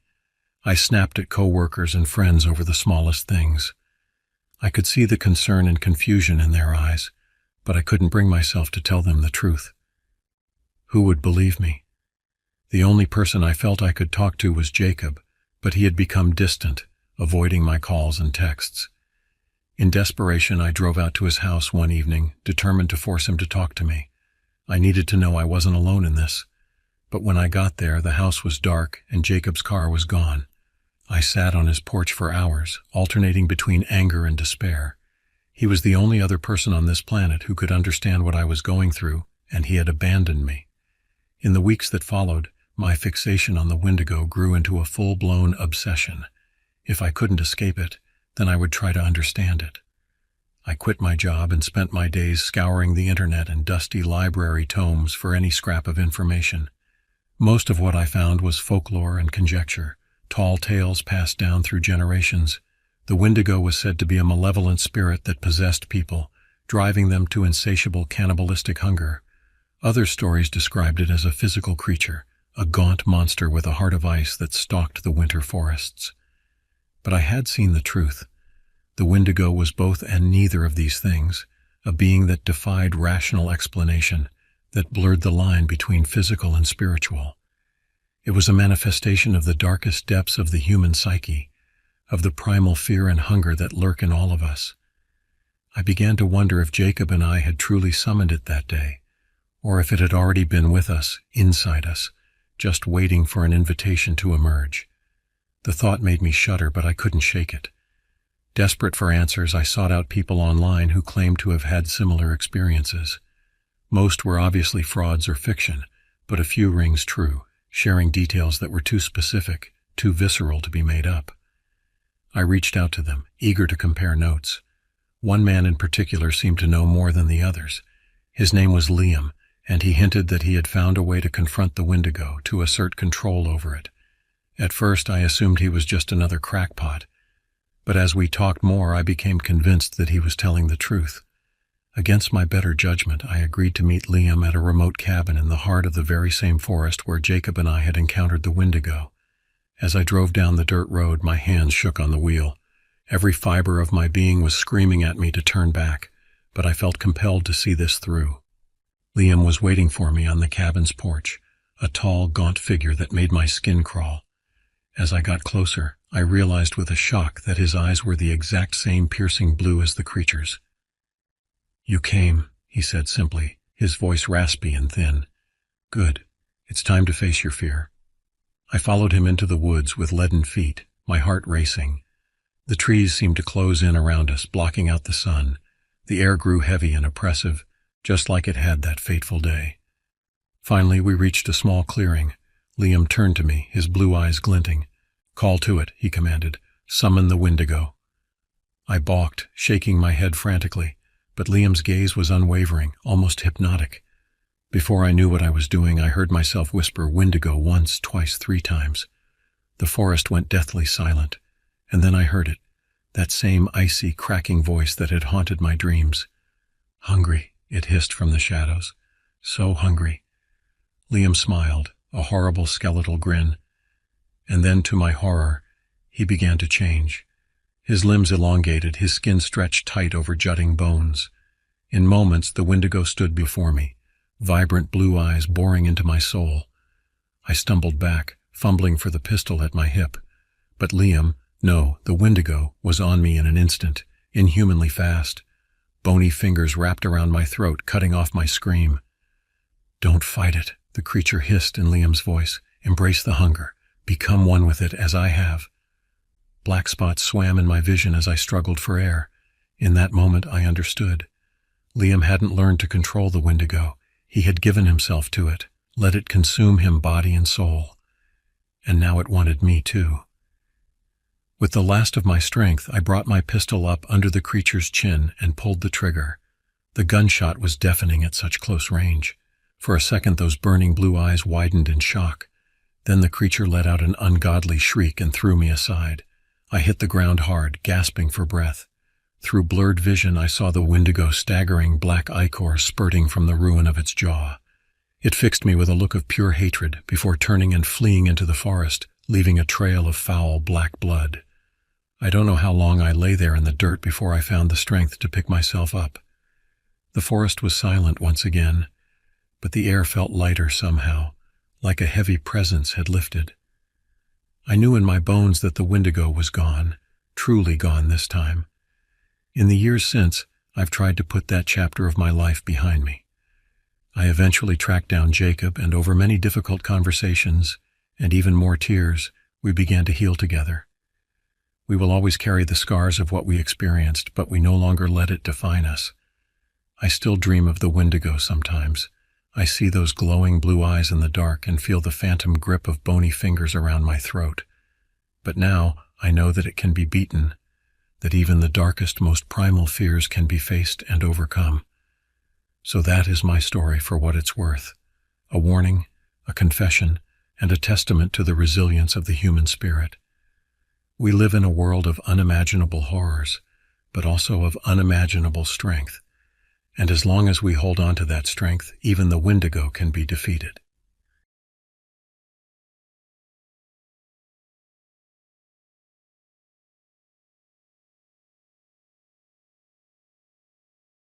The cold Maine wind whistled through the bare branches outside my dorm room window, a sound I'd grown accustomed to since starting college in Farmington.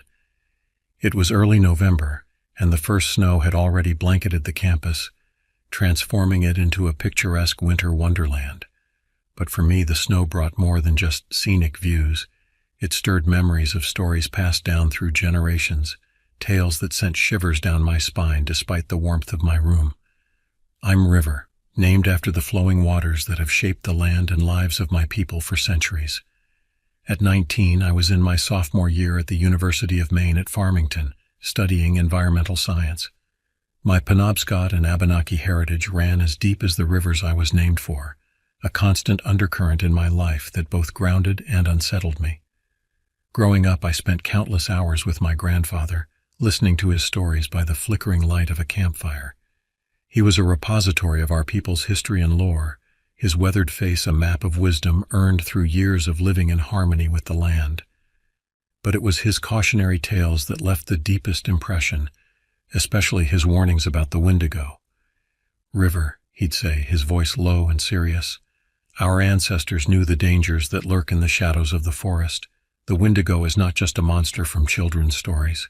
It's a manifestation of greed, isolation, and the darkest parts of the human spirit. Never forget that the line between man and monster can be terrifyingly thin." I'd nod solemnly, trying to hide the goosebumps that rose on my arms. Part of me wanted to dismiss these stories as superstition, a relic of a time before science could explain the world around us. But another part, a deeper, more instinctual part, couldn't shake the feeling that there was truth in his words. As I sat at my desk attempting to focus on an ecology textbook, my mind wandered to the friends I'd made since coming to college. There was Ian, my roommate, a lanky computer science major with a dry wit and a penchant for late-night coding sessions. Zoe, an art student whose vibrant paintings brought color to our otherwise drab dorm walls. And Kai, a fellow environmental science student whose passion for conservation matched my own. They were good friends, but there was always a part of me I held back. How could I explain the weight of generations of tradition I carried? The stories that were more than just stories, the connection to the land that ran bone deep. It wasn't something I could easily put into words, especially not in the sterile, academic environment of a college campus. A knock at my door jolted me from my reverie. "Hey, River," Ian called through the door. "We're thinking of heading down to the river tonight. You in?" I hesitated for a moment. The Sandy River had become our go-to spot for unwinding, a place where we could escape the pressures of classes and exams. We'd build small fires, share a few drinks, and talk about everything and nothing until the early hours of the morning. It was a ritual that had become comforting in its familiarity. But as I looked out at the snow-covered ground, a flicker of unease passed through me. The stories my grandfather told seemed to whisper in the back of my mind, a warning carried on the chill wind. I shook my head, trying to dispel the feeling. This was ridiculous. We'd been to the river countless times before. What could possibly be different about tonight? "Yeah, I'm in," I called back, my voice steadier than I felt. "Give me a few minutes to grab some stuff."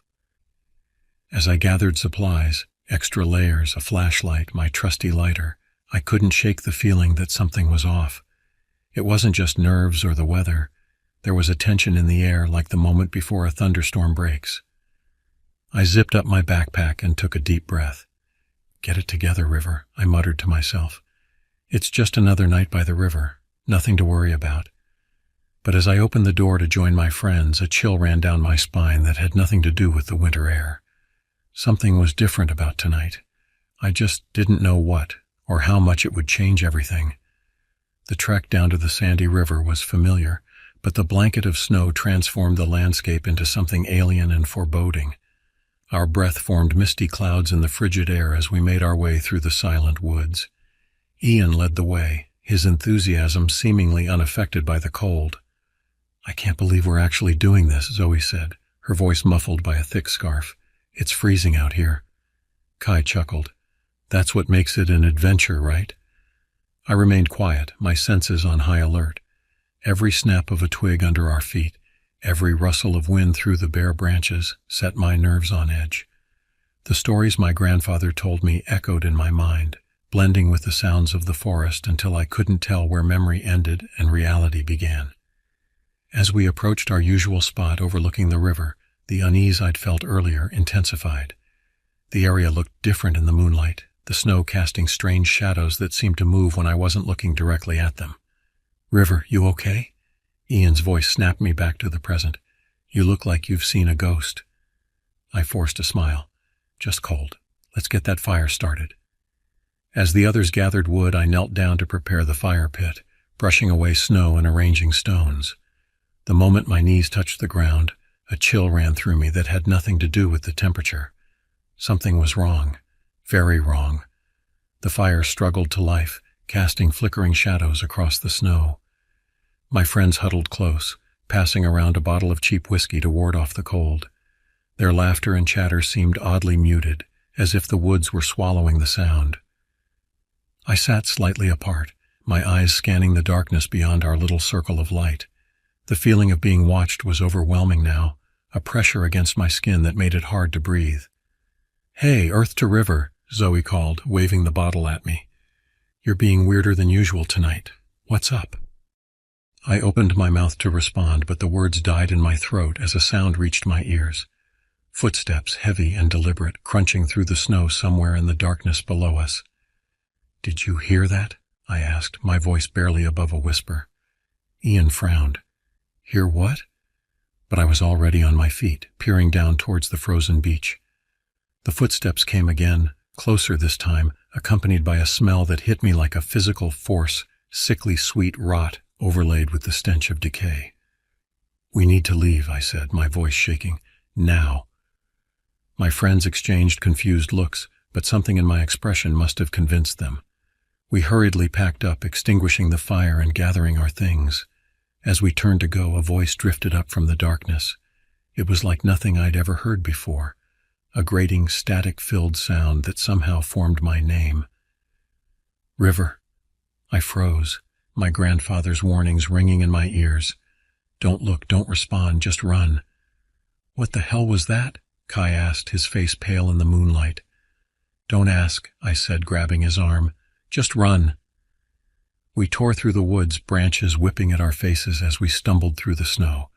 The voice followed us, sometimes seeming to come from right beside us, other times echoing from far away. "River, look at me. River." My friends were panicking now, their breath coming in ragged gasps as we ran. I could hear it behind us, something large crashing through the underbrush. The stench of decay grew stronger, filling my nostrils and making me gag. "What is it?" Zoe screamed. "What's chasing us?" I couldn't answer. My entire being was focused on escape, on putting as much distance between us and that thing as possible. But with every step, I could feel it gaining on us. Suddenly, Ian stumbled, crying out as he fell face first into the snow. Without thinking, I skidded to a stop, turning back to help him. That's when I saw it. In the moonlight filtering through the trees, I caught a glimpse of something that defied description. It was tall, impossibly tall, with limbs that seemed too long and bent at unnatural angles. Its skin was a patchwork of rot and decay, and its eyes, God, its eyes, were black pits that seemed to swallow all light. For a moment that stretched into eternity, we stared at each other. Then it smiled, revealing rows of needle-sharp teeth, and reached for me with a hand that ended in wickedly curved claws. "River!" Ian's scream broke the spell. I hauled him to his feet, and we ran faster than I thought possible, the thing's howl of frustration echoing through the woods behind us. We didn't stop running until we reached the edge of campus, collapsing in a heap on the snowy ground. For long minutes, nobody spoke. We just lay there, gasping for breath, our minds struggling to process what had just happened. Finally, Zoe broke the silence. What was that thing?" I closed my eyes, feeling the weight of generations of stories pressing down on me. "Something that shouldn't exist," I said quietly.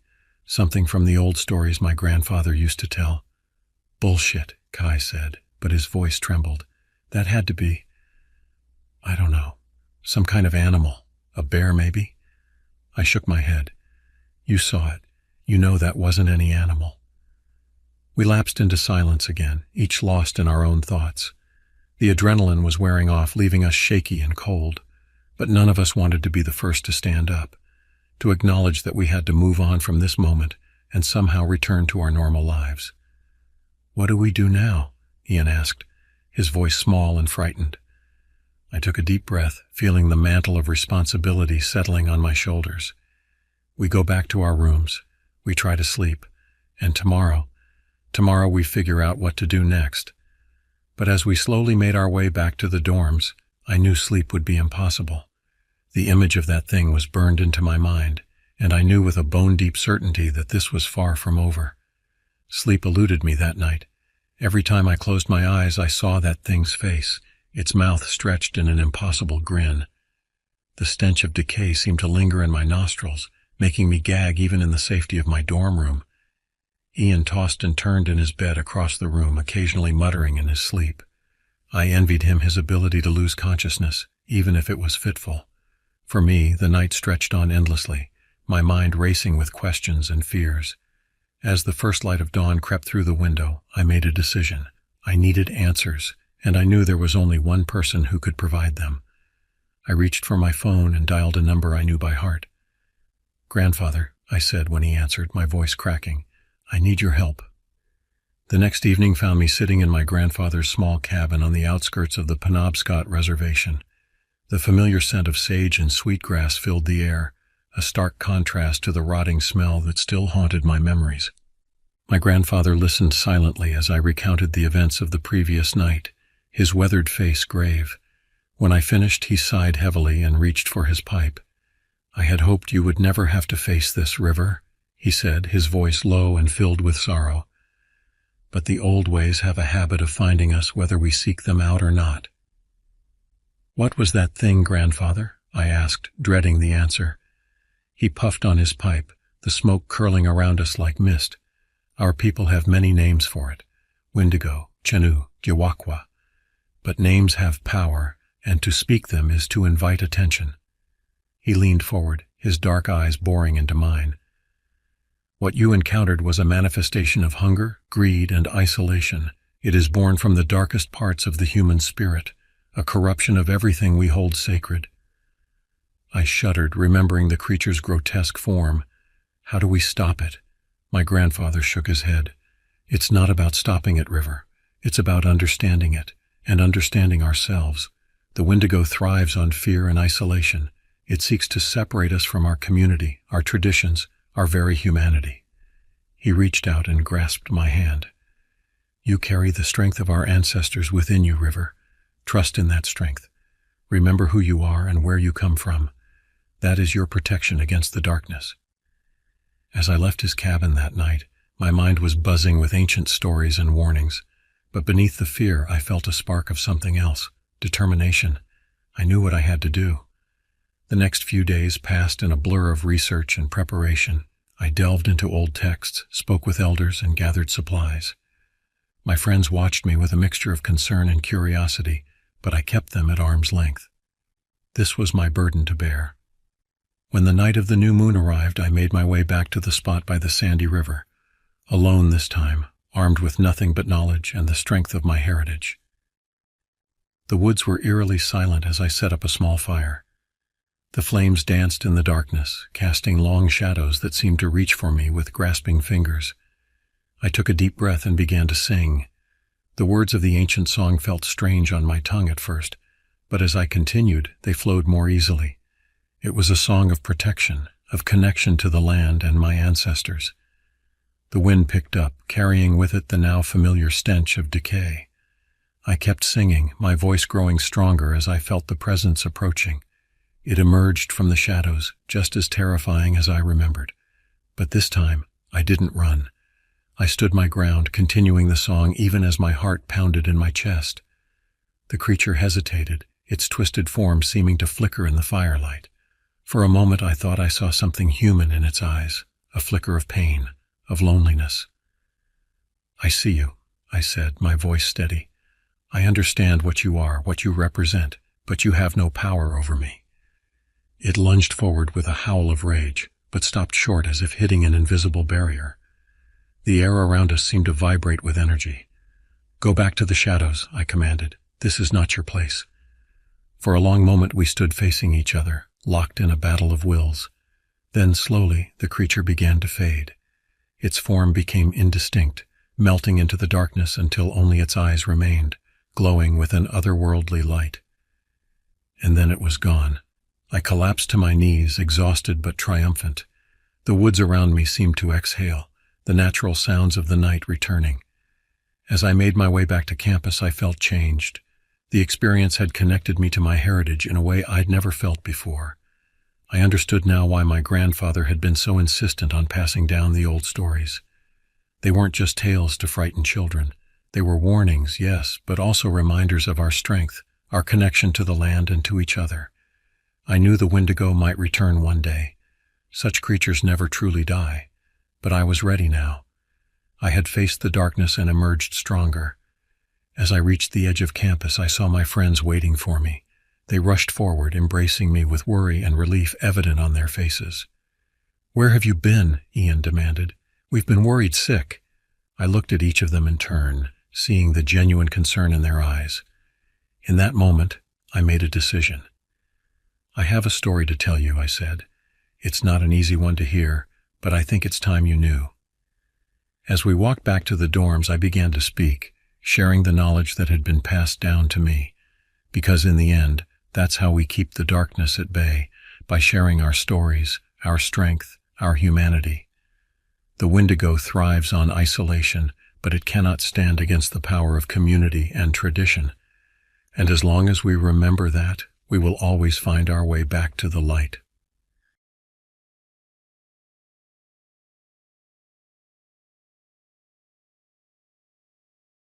In 2019, I was 20 years old, in my final semester of college. I was attending a university in the southeastern part of South Dakota, a stark contrast to my upbringing in the greater St. Louis area in Missouri. The move from my hometown to college was a significant change, 8 hours away from everything familiar, thrust into a new environment with different landscapes, weather patterns, and most importantly, people. During my time in South Dakota, I had the privilege of meeting many individuals from diverse backgrounds and cultures. Among the most intriguing were the Native Americans from the Sioux tribe. Their rich heritage and deep connection to the land fascinated me. We would often gather in the common areas of our dorm or in local coffee shops, and they would share stories about their culture's mythologies. The tales of the Thunderbird and Sasquatch particularly captured my attention. As they spoke, I could almost see these legendary creatures in my mind's eye. The majestic Thunderbird soaring through storm clouds, its wings creating peals of thunder, and the elusive Sasquatch, a gentle giant hidden in the depths of forests. These stories stirred memories of my childhood obsession with cryptids. As a kid, I would spend hours poring over books about mysterious creatures, my imagination running wild with possibilities. I was a devoted fan of shows like Monster Quest and Mountain Monsters, eagerly anticipating each new episode and the potential evidence they might uncover. I'd beg my parents to let me stay up late to watch these shows, promising to do extra chores in exchange for the privilege. However, as I grew older, my perspective began to shift. The magic of those childhood beliefs started to fade, replaced by a more skeptical worldview. By the time I reached college, I had largely disregarded my past fascination with cryptids. When my Sioux classmates would share their cultural stories, my interest was more rooted in intellectual curiosity than genuine belief. I approached these conversations with respect for their traditions, but internally, I viewed them through a lens of anthropological interest, rather than considering the possibility that these beings might actually exist. It was a way for me to learn about their culture and history, to understand their worldview, even if I didn't share their beliefs. Despite my skepticism, some of their stories would find their way into my subconscious, manifesting in vivid and often unsettling nightmares. The tales that affected me most were those about shapeshifters, beings with the uncanny ability to mimic your friends and family. The idea that someone or something could perfectly imitate a loved one, potentially replacing them without your knowledge, struck a deep chord of fear within me. These dreams would often leave me waking up in a cold sweat, heart racing, as I tried to shake off the lingering fear and remind myself that it was just a story, just a dream. The thought of not being able to trust your own senses, of doubting the identity of those closest to you, It was enough to make anyone terrified, in my opinion. In the middle of my final semester, my personal life took a significant hit. My girlfriend, my first real relationship, broke up with me. The pain of this separation was unlike anything I'd experienced before. Growing up, I'd always been surrounded by family and friends, never truly alone. Now, faced with the prospect of navigating life without a partner, I felt lost and overwhelmed. The breakup began to affect every aspect of my life. My mental health took a nosedive, and my schoolwork suffered as a result. I found it hard to concentrate in class, my mind constantly drifting back to memories of happier times with my ex. Even simple tasks like getting out of bed or attending meals became monumental challenges. My two friends and roommates, Sean and Tyler, noticed the change in my behavior almost immediately. At first, they gave me some space, assuming I needed time to process my emotions. But as days turned into weeks, their concern grew. They would knock on my door, inviting me to join them for meals or study sessions, but I often declined, preferring to wallow in my misery. One night around 10 p.m., I was in my usual spot, sprawled on my bed, mindlessly watching television.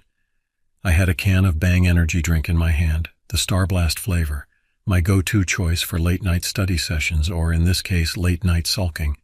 The artificial sweetness of the drink was a poor substitute for the comfort I was seeking, but it was something to focus on other than my thoughts. Suddenly, a loud knock on my door startled me so badly that I jolted, spilling the bright blue liquid onto the carpet. Before I could even respond, Sean burst through the door, his tall frame filling the doorway.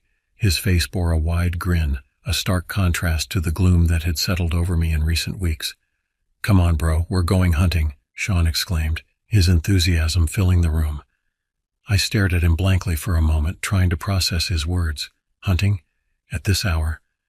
It seemed absurd, but then again, everything had seemed a bit absurd to me lately.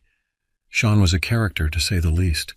A self-described ladies' man from the West Coast, he stood at an impressive 6'5". His build resembled that of a former offensive lineman, which made sense given our shared background in football. In fact, that's how we all met. Sean, Tyler, and I were all former offensive linemen who came to play for the school we were currently attending. My own football career had come to an abrupt end the year prior due to an injury.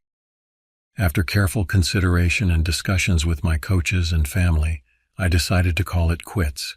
It wasn't an easy decision, but it was the right one for my long-term health and well-being. Sean and Tyler had also quit the team, each for their own personal reasons that I won't delve into here. Despite no longer being teammates on the field, our bond had grown stronger off it. Over the years, Sean and I had transitioned from reluctant teammates to close friends. Our relationship was built on a foundation of shared experiences, late-night study sessions, and the kind of camaraderie that comes from pushing through grueling football practices together. Tyler was closer to Sean than to me, but we got along well. He was the country boy of our trio, hailing from Nebraska. Tyler stood at about my height, 6'2", but outweighed me significantly at 285 pounds of pure muscle. He was the epitome of a good old boy. You'd be hard-pressed to catch him without a wad of chewing tobacco in his mouth or a cheap beer in his hand. His drawl and his penchant for cowboy boots and flannel shirts made him stand out on our diverse campus. I knew Tyler had gone hunting with Sean before. They would often return from their expeditions with tales of their adventures, sometimes bringing back game that Tyler would insist on cooking for us. However, I had never been the hunting type. The thought of tracking and killing animals had never appealed to me, and I'd always politely declined their invitations in the past. Lately, though, I'd been too busy sulking in my room to even muster up the courage to ask if I could tag along on one of their outings. Part of me had started to wonder if maybe getting out and trying something new might help shake me out of my funk. I looked up at Sean, my voice lacking enthusiasm as I replied, "I don't know, man. Think I'm just going to take it easy." Sean's grin faltered for a moment, replaced by a look of concern and determination. He stepped further into the room, his voice taking on a more serious tone. "Justin, listen," he began. "I'm sorry about your breakup, I really am. But you gotta stop feeling sorry for yourself. It's time to get back out there again." He paused, then added with a hint of his usual cheerfulness, "Come on, dude, just go out with us. It'll be good for you." Sean's words bounced around my mind for a few moments. I knew he was right. I couldn't keep hiding away in my room forever. My gaze dropped to the energy drink-stained floor, watching as the blue liquid slowly seeped into the carpet fibers. In that moment, I realized that if I said no, I would only torture myself for the rest of the night, probably ending up eating cheap gas station pizza and staring at my ex's social media posts. With a deep breath, I looked back up at Sean. "Screw it," I said, surprising myself with the hint of determination in my voice. "Let's go." Sean's face lit up with a triumphant grin. He clapped me on the shoulder, nearly knocking me over in his excitement. "That's what I'm talking about," he exclaimed. "Get your stuff, we're rolling out in 5. As I scrambled to find suitable clothes for a night out hunting, I could hear Sean in the hallway loudly announcing to Tyler that he'd managed to drag the hermit out of his cave. Under normal circumstances, I might have been annoyed by the comment, but at that moment, I was just grateful for friends who cared enough to pull me out of my self-imposed isolation. 5 minutes later, we were heading out the front door of our apartment. Sean made a show of locking the door, jokingly asking if I remembered what the outside world looked like. I managed a weak chuckle in response, already feeling a mix of anxiety and anticipation about the night ahead. As we approached Tyler's truck, I could see him already sitting in the driver's seat, engine running and country music playing softly from the speakers. When he spotted us walking towards him, his eyes widened in surprise. "Oh my God, he's alive!"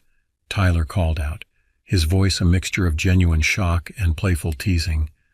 Sean chuckled at Tyler's reaction, and I forced a smile. "Haha, very funny, Tyler," I replied, trying to inject some humor into my voice despite the nervousness I felt. Sean jumped into the passenger seat of the truck, leaving me to climb into the back. As I settled in, I noticed a nearly full 30-pack of cheap beer next to me. Tyler caught my eye in the rearview mirror and grinned. "Grab me one, would you?" he asked, already pulling out onto the road. I hesitated for a moment, my responsible side kicking in. Drinking and driving, even on back roads, wasn't exactly safe. But the rebellious part of me, the part that was desperate to feel something other than the dull ache of heartbreak, won out. I reached for a can and passed it forward to Tyler. For the next 2 hours, we drove around the back roads of South Dakota, our journey punctuated by the occasional sip of beer and bursts of laughter, as Sean and Tyler shared stories from their previous hunting trips. The landscape outside the window seemed to go on forever, endless plains covered in darkness, broken only by the occasional cluster of trees or abandoned farm building. The only light for miles came from the headlights of Tyler's truck, cutting through the darkness like a knife. As we bounced along dirt trails that seemed to have no end, I found myself relaxing for the first time in weeks. The familiar banter between Sean and Tyler, the rumble of the truck's engine, and the vast openness of the South Dakota night sky all combined to create a sense of peace I hadn't experienced since the breakup. At one point along the way, the truck came to a sudden stop. Before I could ask what was happening, Sean and Tyler were out of the vehicle at breakneck speed. Confused but not wanting to be left behind, I scrambled to follow them. Suddenly, there was a loud bang that echoed through the night, causing me to flinch. Several moments passed in tense silence before Tyler walked over to the side of the road. He bent over, picked something up by the tail, and turned back to us with a cheesy grin plastered across his face. In his hand dangled the limp form of a raccoon he'd just shot. "Dinner's served, boys," Tyler announced proudly, holding up his prize. Sean whooped in celebration while I stood there, a mix of shock and awe coursing through me. It was my first time witnessing a hunt up close, and I wasn't quite sure how to feel about it. This scene repeated itself a couple more times over the next hour. Each time Tyler would spot some small game, bring the truck to a halt, and take his shot. Sometimes he hit his mark, sometimes he missed, but he always maintained that same enthusiastic energy. As the night wore on and we consumed more beer, the need for a bathroom break became increasingly urgent. Tyler, ever observant, looked at Sean and me with a knowing smirk. "Either you boys need to go pee?" he asked, his tone reminiscent of an elementary school teacher addressing his class. Sean and I exchanged glances before simultaneously raising our hands, playing along with Tyler's teacher act. Tyler rolled his eyes good-naturedly, then began to slow his truck down to a stop in the middle of the dirt road we were on. As the truck came to a halt, I took in our surroundings. On the right side of the truck, there were about 20 yards of grass, then dozens of trees beyond it, their branches reaching into the night sky like gnarled fingers. The darkness between the trees was so thick it seemed almost tangible. On the left side of the truck, the Great Plains continued, an endless sea of grass disappearing into the horizon. We all got out of the truck to relieve ourselves. Given the complete lack of other humans for miles around, we didn't bother seeking privacy, instead staying on the dirt road next to the idling truck. The sound of the engine provided a constant background noise, somehow making the vast emptiness around us feel a little less overwhelming. As I finished up and zipped my pants, I turned my gaze toward the tree line, more out of habit than any real interest. What I saw next made my blood run cold. There in the darkness between the trees were two glowing yellow orbs. They were about 20 yards away and approximately 20 or 25 feet up off the ground. At first I thought the beer had finally caught up with me, playing tricks on my vision. I rubbed my eyes vigorously, hoping the apparition would disappear when I opened them again. But when I looked back, the yellow orbs were still there, unmoving, seeming to stare right at me. A chill ran down my spine as I realized these weren't just random lights. They were eyes. Something was watching us from the trees. My first thought was that it must be another raccoon or perhaps an owl. Trying to keep my voice steady, I called out to Tyler. "Hey Tyler, come over here for a sec," I said, my eyes never leaving the glowing orbs in the trees. Tyler ambled over, a quizzical look on his face. "What's up, man?" he asked. I pointed towards the tree line, my finger shaking slightly. "Do you see that? Those two yellow things in the tree? I think it might be another raccoon or something." Tyler squinted in the direction I was pointing, then looked back at me with a confused expression. He shook his head slowly. "Bro, you should get your eyes checked. There's nothing over there." Startled by his response, I whipped my head back towards the trees. To my shock, Tyler was right. The yellow orbs were gone. The tree line was just a wall of darkness once again. A wave of relief washed over me, mixed with a twinge of embarrassment. It must have been the booze after all, I thought to myself. Shrugging it off, I turned around to walk back to the truck, ready to call it a night and head home. As I turned, however, I heard a sudden movement from the trees where I had just been looking. Before I could even process what was happening, an earth-shaking boom resonated through the air, as if something massive had fallen from a great height. The sound froze me in my tracks. Slowly, feeling as though I was moving through molasses, I turned back to face the tree line once more. What I saw then would be forever etched into my memory. Those same yellow orbs I had seen before were back, but they were no longer high up in the trees. Now they were only about 8 to 9 feet off the ground, and they seemed closer. I strained my eyes, desperately trying to make out more details in the inky blackness surrounding those glowing eyes. But it was futile. Beyond those terrifying yellow orbs, there was nothing but impenetrable darkness. In that moment, I found myself utterly paralyzed with fear. I'd seen countless movies and TV shows where characters freeze up in the face of danger, but I never truly understood what that meant until then. The terror that gripped me was all-consuming, robbing me of my ability to move, to think, to do anything but stand there and stare at those haunting yellow eyes. I had to consciously remind myself to breathe, each intake of air feeling like a monumental effort. I could hear my own heartbeat, its rhythm increasing rapidly as the seconds ticked by. The urge to look back, to check on Sean and Tyler, was almost overwhelming, but the fear that turning away from this creature would cause it to rush towards me kept me rooted in place, my gaze locked on those glowing orbs. Just as I thought I might be losing my mind, I felt a hand on my shoulder. The sudden contact nearly caused me to jump out of my skin. It was Tyler, his voice low and urgent as he spoke. "We need to make a dash to the truck," he said, his tone leaving no room for argument. "If not, we're gonna die," Tyler added, his voice barely above a whisper. I managed to nod my head slightly, my eyes still fixed on those terrifying yellow orbs in the darkness. "Count of 3, Tyler said, his hand tightening on my shoulder. 1, 2. Tyler never got to 3. As soon as he said 2, we heard the most horrifying sound I could have ever imagined emanating from the figure cloaked in darkness. It was a roar, but unlike anything I'd ever heard before. The sound seemed to embody pure hatred, evil, and danger, all rolled into one bone-chilling noise. The roar was paradoxical in nature, high-pitched yet somehow deep at the same time. It reverberated through my entire body, shaking me to my core.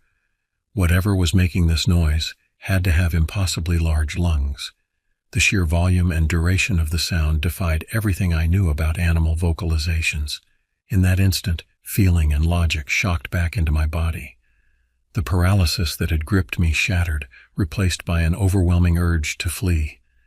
Without a word, Tyler and I turned and ran towards the truck.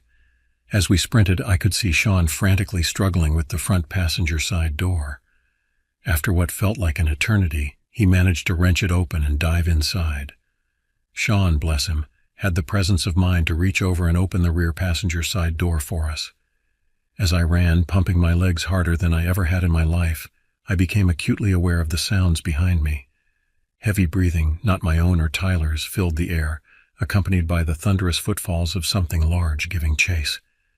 Terror gave me strength I didn't know I possessed. I pushed myself to run faster, my lungs burning with the effort. As I neared the truck, I realized I might not have time to climb in normally.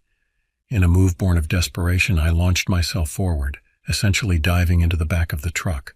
I landed hard, the impact knocking the wind out of me, but I didn't care. I was in the truck, and that was all that mattered. Tyler jumped into the driver's seat almost simultaneously, immediately throwing the truck into gear and slamming his foot on the gas pedal. The tires spun for a moment, kicking up a cloud of dust and gravel before finding purchase. The truck lurched forward with such force that I was thrown back against the seat. As we sped away, I found the courage to look back through the rear window. Through the dust cloud kicked up by our hasty departure, all I could see were those two glowing yellow eyes. They seemed to bore into me, filled with an intelligence and malevolence that chilled me to my very soul.